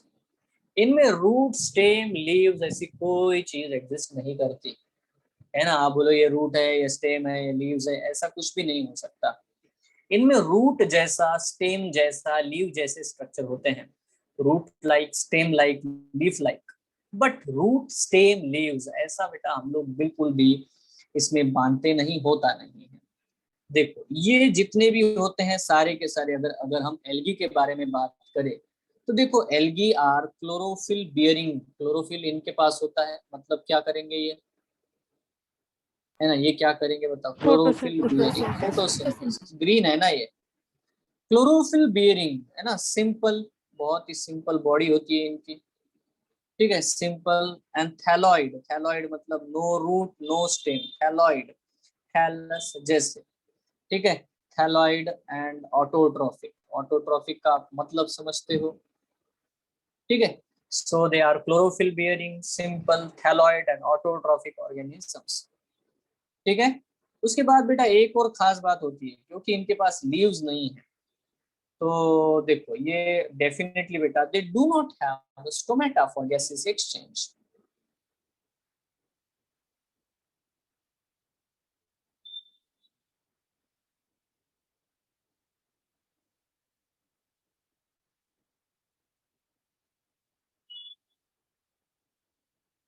तो बेटा इनके थैलस में ऑक्सीजन, CO2 इनका जो भी होता है वो डायरेक्ट डिफ्यूजन होता है थ्रू द सेल्स। तो they do not have a stomata for gases exchange. Gases exchange करने के लिए जैसे हायर प्लांट्स के लीव्स वगैरह में जो स्टोमेटा पाए जाते हैं, बिल्कुल भी ऐसा कोई चीज इसमें नहीं होता, ठीक है। दे डू नॉट हैव टिश्यू, ठीक है, मतलब उनके पास कोई ऐसा परमानेंट टिश्यू वाला स्ट्रक्चर नहीं होता, जिनको हम लोग पढ़ते हैं पैरेन्काइमा, ये सब चीजें चीजें जो होती है ना, वो उनको हम अलगी में नहीं देखते। अलगी में जो टिश्यूज होते हैं उनको हम लोग लूज टिश्यू कहते हैं। क्या कहते हैं बेटा हम लोग उनको? इवन जो फंगस में जो टिश्यू है बेटा माइसेलियम, उसको भी बेटा हम लोग लूज टिश्यू कहते हैं। So they are not a permanent tissue, जो पैरेन्काइमा वगैरह जिसे क्लासिफिकेशन होता है वैसा इनके टिश्यूज को हम लोग नहीं कहते। ये बात है बेटा कि दे स्टोर स्टार्च, ठीक है। तो इनका रिजर्व फूड मटेरियल हमेशा स्टार्च होता है। ये हो सकता है कि स्टार्च का कौन सा अलग अलग टाइप हो, बट देखो ये बात आप 100% याद रखना कि जितने भी ऑर्गेनिज्म ऑटोट्रॉफिक होते हैं उनका रिजर्व फूड मटेरियल स्टार्च होता है, और जितने भी हेटेरोट्रॉपिक है जैसे हम भी है तो हमारा रिजर्व फूड मटेरियल ग्लाइकोजन होता है। क्लियर है क्या? Yes, sir. सबको समझ में आया मैंने क्या कहा? हाँ, जिनका बेटा केमिकली अगर हम रिजर्व फूड मटेरियल को देखें तो ऑटोट्रॉपिक का रिजर्व फूड मटेरियल स्टार्च है, और बेटा हेटेरोट्रॉपिक ऑर्गेनिजम्स का रिजर्व फूड मटेरियल क्या है बेटा? ग्लाइकोजन। Glycogen. तो इस हिसाब से बेटा अलगी का क्या होगा? Starch. तो फंगस का क्या होगा? Glycogen.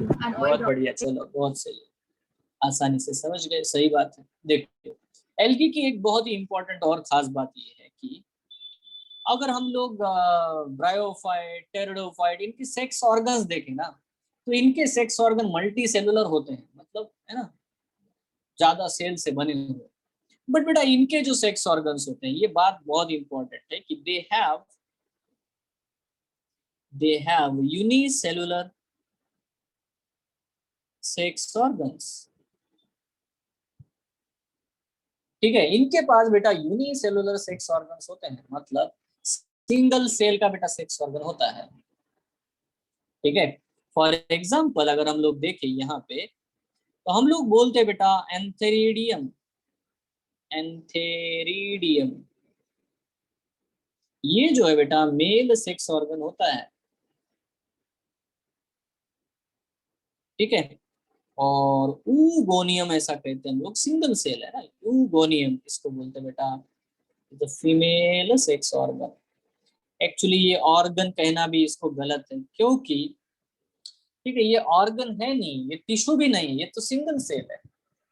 ठीक है, that is what the thing we have to understand.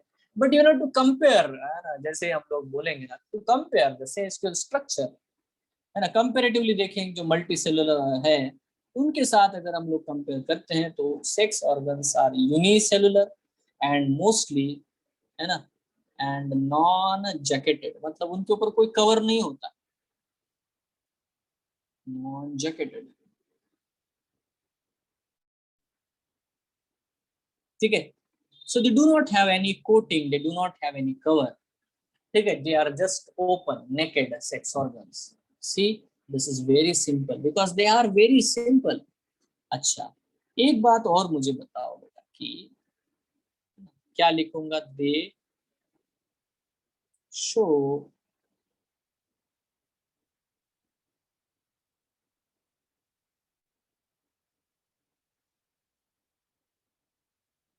Haplontic life cycle, correct है क्या?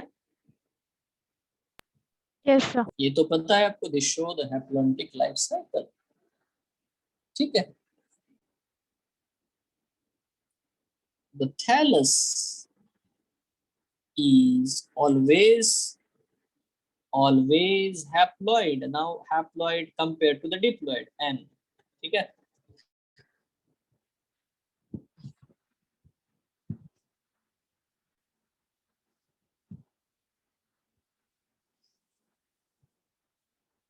पक्का, कोई कंफ्यूजन नहीं, क्या देख लो आराम से, सीधी बातें सिंपल बातें हैं, कोई मुश्किल बातें बिल्कुल भी नहीं है। सर इनके सेक्स ऑर्गन्स भी हैप्लॉइड होंगे ना? क्या बेटा? जो इनके सेक्स ऑर्गन्स है वो भी हैप्लॉइड होंगे ना? बिल्कुल, सेक्स ऑर्गन भी हैप्लॉइड ही होंगे। They have haploid sex organs, they have a haploid body, they have the haploid gamete, they have only diploid condition, that is zygote, Zygote. बाकी कुछ नहीं, है ना, नो एम्ब्रियो। अभी हैप्लॉन्टिक में आ गया सब कुछ।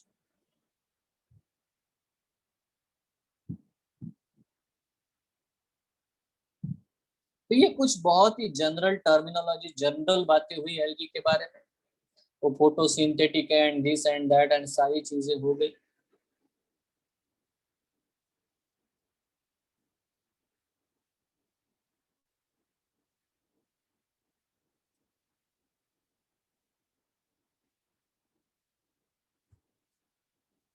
देखो, अगर हम लोग हैबिटेट के बारे में बात करते हैं,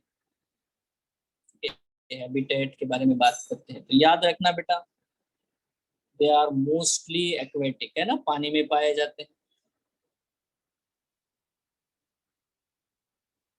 मोस्टली एक्वेटिक। ठीक है, मोस्टली एक्वेटिक मतलब रहते हैं, बट देखो यहाँ पे हम लोग देखेंगे सम आर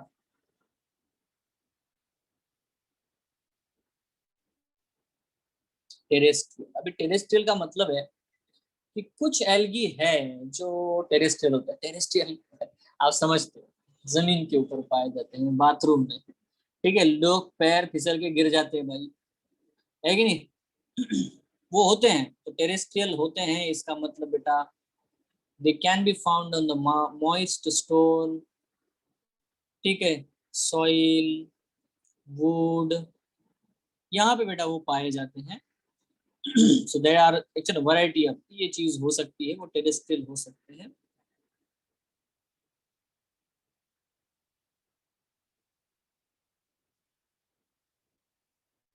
ठीक है, देखो यहाँ पे हम लोगों को देखने में सम आर एपिजोइक। एपिजोइक का मतलब होता है कि बेटा कुछ एल्गी ऐसे होते हैं जो कि दूसरे एनिमल्स के बॉडी के ऊपर ग्रो होते हैं। फॉर एग्जाम्पल हमारी एनसीईआरटी एग्जाम्पल देती है, grow on the hair of sloth. आपने स्लॉथ देखा है क्या? किसी ने स्लॉथ देखा है? Have you seen the sloth bee? Sloth bear अलग होता है, स्लॉथ अलग होता है, तो स्लॉथ बेटा देखा है क्या आपने? अरे स्लॉथ जो बड़ा ही स्लोली चलता है हमेशा ना? सोता रहता है। बहुत स्लो होता है यार वो। तो वो जो स्लॉथ होते हैं उनके हेयर के ऊपर बेटा ये रहता है। अब उसको भी बेनिफिट होगा, कैसे होगा वो देख लेते हैं, ठीक है। अभी एक्चुअली एपिजोइक है, मतलब वो एक्चुअली सिम्बायोटिक एसोसिएशन में उसके साथ है। क्या बेनिफिट करता है, थोड़ा सा इंटरेस्टिंग कहानी है इन दोनों की। देखो एक चीज इंपॉर्टेंट है कि एल्गी कहीं मोटाइल तो होते नहीं, कहीं जाते नहीं है। तो एल्गी अगर इनके बॉडी के ऊपर ग्रो होते हैं तो जैसे जैसे स्लॉथ मूव करता है, इतना स्लो मूव करता है कि इसको लाइट वगैरह ट्रैप करने में ये पेड़ों के ऊपर चढ़ते हैं, धीरे धीरे क्यों ना हो पर पेड़ों के ऊपर चलते हैं। So it gets a maximum light, ठीक है। जहां पे लाइट है वहां पे वो घूमते रहता है, इसीलिए। दूसरी बात ये है बच्चों कि स्लॉथ को भी बेनिफिट है। देखो जैसे बरसात होती है तो पूरा जंगल जो है वो एकदम ग्रीन हो जाएगा, तो बेटा इनकी भी ग्रोथ होती है अच्छे खासी, तो बेटा इसकी बॉडी पूरी ग्रीन हो जाती है, तो कैमोफ्लेज इसको मिलता है, it can hide from the predators. But in the same way जब समर सीजन आता है तो पूरा सूख जाता है, सारा जंगल ब्राउन कलर का होता है, तो ये अलगी भी सूख जाता है, इसकी बॉडी ब्राउन कलर से ब्राउनिश हो जाती है, तो again it will get the camouflage against the predators. Are you clear? Are you clear? ठीक है। Yes, sir. तो दोनों दोनों चीज में बेटा sloth is getting benefit, protection, and algae is also getting benefit. It is getting ample amount of light, क्योंकि वो पानी में रहेगा, इधर रहेगा, तो उससे अच्छा ये यहीं पे ग्रो होता है इसके बॉडी के ऊपर। और बेटा ये जहां जहां घूमेगा वहां वहां से बेटा है ना मॉइस्चर कैप्चर कर लेते हैं, as well as what the light को ज्यादा से ज्यादा कैप्चर करता है और वहां फोटोसिंथेसिस करेगा। ये बहुत ही इंपॉर्टेंट है जो हमें समझना है, ठीक है। सो देखो कुछ एल्गी ऐसे होते हैं, देखो आपको वर्ड को तो आपको समझना है, देखो सादे वर्ड है, मैं आपको बता देता हूँ। क्या बेटा ये टर्मिनोलॉजी मैंने आपको बताई है क्या? देखो मैं ये शब्द समझाता हूँ। ये देखो एक सेल है, एक सिंगल सेल, और इस सिंगल सेल में एक ही न्यूक्लियस है, इसको हम लोग बोलते हैं मोनोकैरियोटिक। मोनोकैरियोटिक सेल का मतलब है कि cell having single nucleus. But what this is called as, अगर एक ही सेल में एक से ज्यादा अगर न्यूक्लियस प्रेजेंट होते हैं तो इसको हम लोग क्या कहते हैं? ठीक है, तो इसको हम लोग बोलते हैं पॉलीकैरियोटिक। सिंपल, पॉलीकैरियोटिक। बट इसके दो टाइप होते हैं, there are two types. One is called as what, the coenocytic, और दूसरा होता है बेटा सिंसाइशियल। ठीक है, तो ये टाइप क्यों है ये हम लोग बाद में समझेंगे। बट देखो जब भी प्लांट्स में जब भी मल्टी सेलुलर चीजें देखने को मिलती है तो उनको हम लोग सिनोसाइटिक कहते हैं खास करके। ठीक है, ये जरूरी नहीं कि प्लांट्स में सिनोसाइटिक हमेशा कहो, बट हम लोग प्लांट्स में सिनोसाइटिक ये टर्मिनोलॉजी मोस्टली यूज करते हैं अगर वो पॉलीकैरियोटिक है, मतलब बहुत सारे न्यूक्लियस हो, जिसको हम लोग बोलेंगे मल्टी न्यूक्लिएटेड स्ट्रक्चर।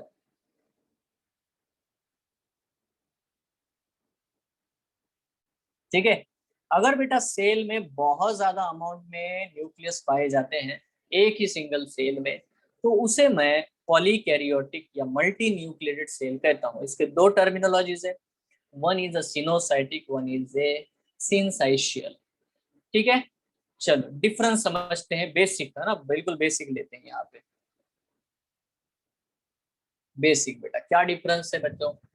देखो ये मेरे पास एक सेल है, ये डिवाइड होना चाहता है इसलिए इसके पहले दो न्यूक्लियस बनेंगे, but it failed to show the cytokinesis. Again बेटा इसके न्यूक्लियस डिवाइड होते हैं बट फिर से बेटा साइटोकाइनेसिस नहीं होता। अगेन बेटा इसके न्यूक्लियस डिवाइड होते हैं बट इसका सेल डिवाइड नहीं होता। तो क्या हो रहा है, सेल का साइज तो बढ़ रहा है, न्यूक्लियस बढ़ रहा है, बट सेल नहीं डिवाइड हो रहा, बस न्यूक्लियस डिवाइड हो रहा है। तो ऐसा मल्टी न्यूक्लिएटेड जो सेल बनता है तो उसको हम लोग सिनोसाइटिक कहते हैं। Coenocytic is form due to the division of nucleus. Clear है क्या? ये बेसिक है, समझे ना? क्या हो रहा है बेटा? Yes, sir. कैरियोकाइनेसिस हो रहा है बट साइटोकाइनेसिस नहीं हो रहा है। न्यूक्लियस डिवाइड हो रहा है बट है ना ये नहीं हो रहा। अभी एक थोड़ा ध्यान देना, हाँ बिल्कुल ध्यान देना बच्चों। ये हो गया नंबर 1। नंबर 2 बेसिक है। मेरे पास एक सेल है, दूसरा सेल है, तीसरा सेल है, चौथा सेल है, 4 सेल है, ठीक है, पांचवा भी है, 6th सेल है, 7th सेल है, 8th सेल है। ये सेल एक दूसरे की तरफ इतने ग्लूड होते हैं कि all these cells fuse together and they will form a structure which is a multinucleated, ठीक है, जैसे कि स्लाइम मोल्ड्स में भी होता है। तो बेटा ये सब एक दूसरे से फ्यूज हो जाते हैं। तो जब वो फ्यूजन से बनता है तब बेटा हम लोग बोलते हैं सिंसाइशियल।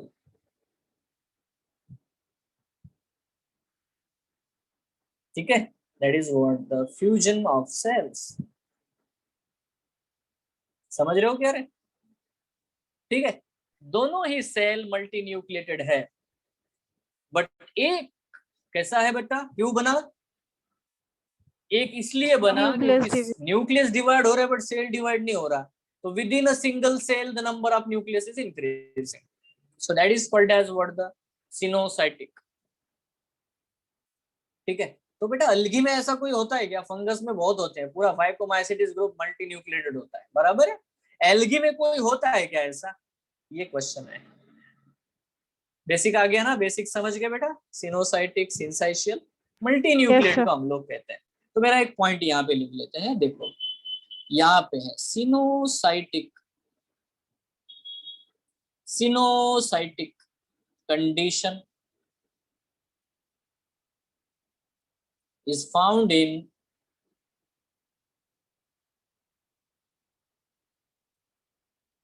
वुचेरिया। बच्चों वुचेरिया नाम का एल्गी है जो सिनोसाइटिक होता है, मतलब ही मल्टी न्यूक्लिएटेड होता है। बात याद रखना, ठीक है। Coenocytic condition is found in Wuchereria.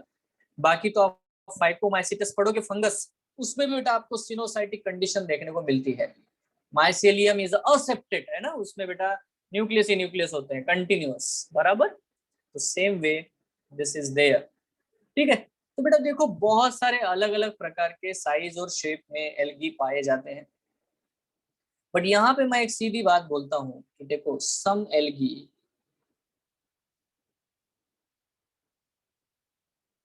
Are parasitic. Sir, can you show the second? Can you move a little upward? Yeah. Sir, what is that written? C. Syncytial, SYNCYTIAL, Okay, sir. ठीक है। Syncytial का मतलब है synchronise करना, सारे cell एक दूसरे से फ्यूज हो गए है ना। Cyto is a, cyte is a, CYT, cyte is a cell, समझ रहे हो। Yes, सिन sir. मतलब, सिन मतलब फ्यूज होना, समझ रहे हो। तो ऐसे वर्ड्स को तोड़ो थोड़ा सा तो समझ में आता है।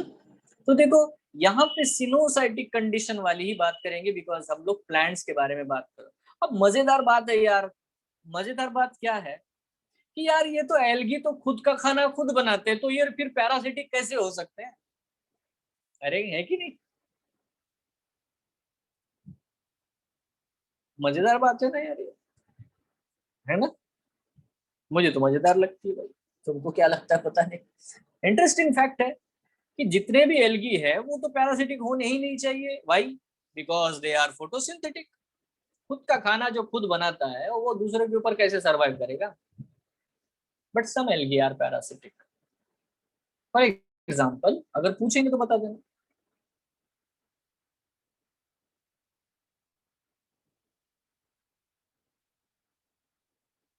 सेफेलुरियस नाम का एल्गी है। ये जो एल्गी है ना सेफेलुरियस, ये कहाँ पाया जाता है, किस प्लांट के ऊपर पाया जाता है, किस प्लांट को डिजीज कॉज कराता है? It causes the red rust of T. चाय बागान जो होते हैं, टी, ठीक है, टी प्लांट, उनमें बेटा ये सेफेलुरियस नाम का एल्गी पैरासिटिक होता है।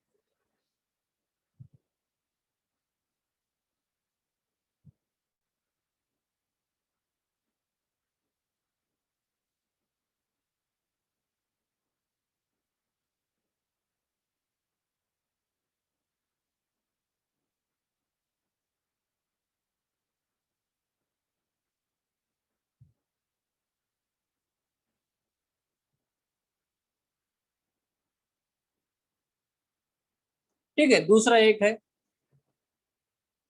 जिसको हम लोग बोलते बेटा हार्वेला, ये भी एक एल्गी है। ये एक रेड एल्गी, खुद रेड एल्गी है। हाँ, ये बात याद रखना है, ऐसे ही घुमा करके क्वेश्चन पूछा था। देखो ये रेड रस्ट कॉज करता है, ये खुद रेड है। ठीक है, दोनों में डिफरेंस ये है। ठीक है, ये भी एक पैरासिटिक एल्गी है, बट बेटा it survives on the other algae. तो ये दूसरे एल्गीज के ऊपर बेटा सर्वाइव करता है। ठीक है, और ये खुद कलरलेस है, फिर भी it is classified as a red algae, but it is a colourless, याद रखना है, colourless. It is classified as a rhodophyte, it's classified as a red algae, but it actually colorless. My God.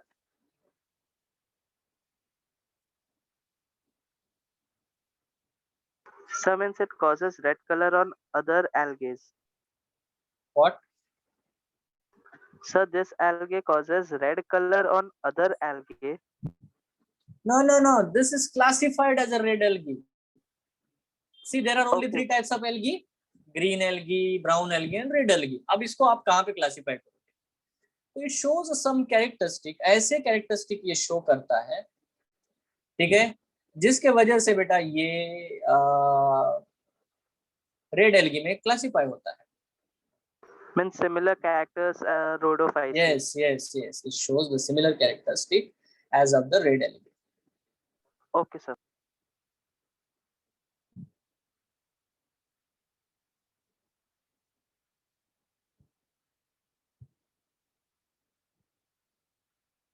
अब सबसे important बात आपको ये भी याद रखना है कि देखो जो भी पैरासिट्स, ये जिन एल्गी के ऊपर पैरासिटिक रोल प्ले करते हैं, हार्वेला, वो भी मोस्टली रेड एल्गी है।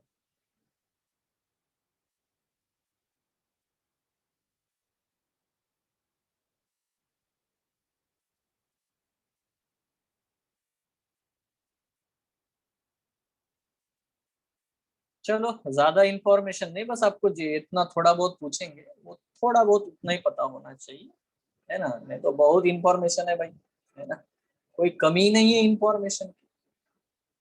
तो अगर हम देखें तो देखो बहुत ज्यादा बेटा, ये लिख लिया गया बेटा सबने? Yes, sir. बहुत बढ़िया। चलो देखो, अब हम लोग बात कर रहे हैं नॉर्मल पॉइंट की, कि देखो बहुत सारे डिफरेंट ना वेरिएबल साइज और शेप होते हैं। ठीक है, वेरिएबल स्ट्रक्चर्स बेटा हम लोगों को देखने को मिलते हैं एल्गी के, और वेरिएबल साइज, शेप्स। सबसे पहली चीज हम लोग यहाँ पे बात करते हैं कि बहुत सारे ऐसे एल्गी हैं जिनको हम लोग यूनिसेलुलर एल्गी मानते हैं, जो कि सिंगल सेल एल्गी है। अब देखना यहाँ पे सही ढंग से कि अगर हम 5 किंगडम सिस्टम फॉलो करें तो बेटा ये एल्गी प्रोटिस्टा में रहेंगे। क्या आपको समझ में आया point? Because they are unicellular eukaryotic, है ना? तो देखो यूनिसेलुलर एल्गी है, और यूनिसेलुलर एल्गी को मैं 2 हिस्सों में बोलना चाहूंगा। कुछ एल्गी जो यूनिसेलुलर है वो मोटाइल एल्गी होते हैं, मतलब एक जगह से दूसरी जगह फ्लैजेला से मूवमेंट करते हैं। फॉर एग्जाम्पल बच्चों, क्लैमाइडोमोनास,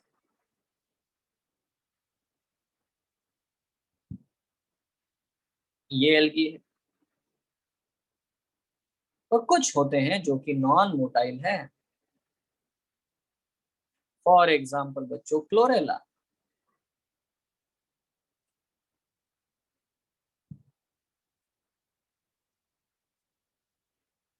ठीक है, क्लोरेला एक नॉन मोटाइल एल्गी है, मतलब वो मूवमेंट नहीं करता, उसके पास फ्लैजेला नहीं है।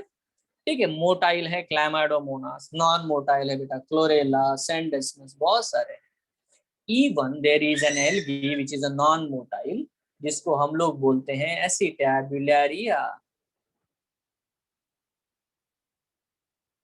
ये एक एल्गी है Acetabularia. This is a single cell largest individual.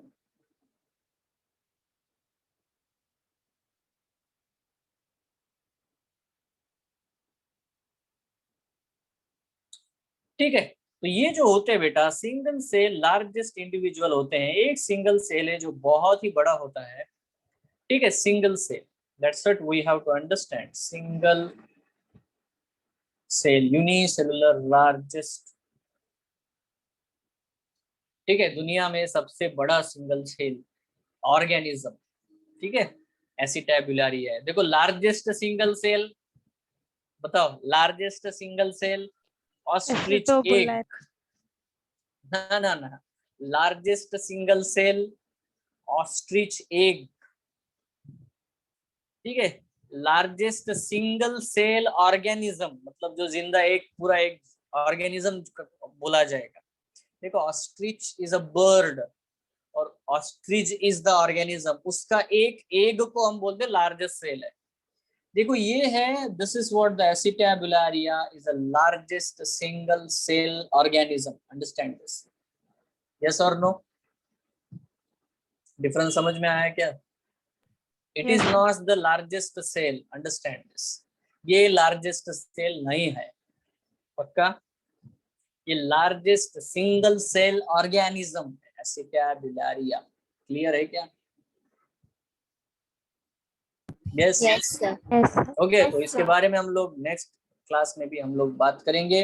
इस वेरिएबल स्ट्रक्चर्स को बेटा हम लोग और आगे बढ़ाएंगे इन नेक्स्ट क्लास। तो ये एल्गी थोड़ा थोड़ा शुरू हो चुका है, तो आज बेटा हम लोग यहीं पे रोक देते हैं, दुकान बंद करते हैं, ठीक है। अगले क्लास में हम लोग एल्गी को आगे बढ़ाएंगे पूरा बेटा, इसके रिप्रोडक्शन, क्लासिफिकेशन, कैरेक्टर, सिग्निफिकेंस, सारी चीजों को हम लोग कवर करेंगे। Till then thank you, have a nice day, enjoy. Sir Thank you, आप sir. इसकी रिकॉर्डिंग कब तक भेजोगे? कब तक? आपको जब चाहिए तब, बट आप लिख रहे हो कि नहीं ये मैं पूछ रहा हूँ आपको, आर यू राइटिंग इट और not? Yes, sir, we are writing. That's it. फिर अपने नोट्स बनाओ ना बेटा, मैं भेज दूंगा जैसे जैसे ये पूरा हो जाएगा एक साथ लमसम आ जाएगा। इससे पढ़ना है क्या, तो फिर भेजना पड़ेगा मुझे जबरदस्ती, लो लो लो फटाफट, है ना? ये है। No, sir, Correct. actually I got disconnected in between, so मेरा वो Okay, थोड़ा so सा you part get वो the miss हो video, गया ना? है. You get the Yes, video sir. if you want. Okay? I want the Yeah? video only. हाँ वीडियो तो अभी मिल जाएगा आपको, मतलब आज ही भेजूंगा तो कल अपलोड हो जाएगा ना। Okay, sir, thank you. ठीक है, ओके।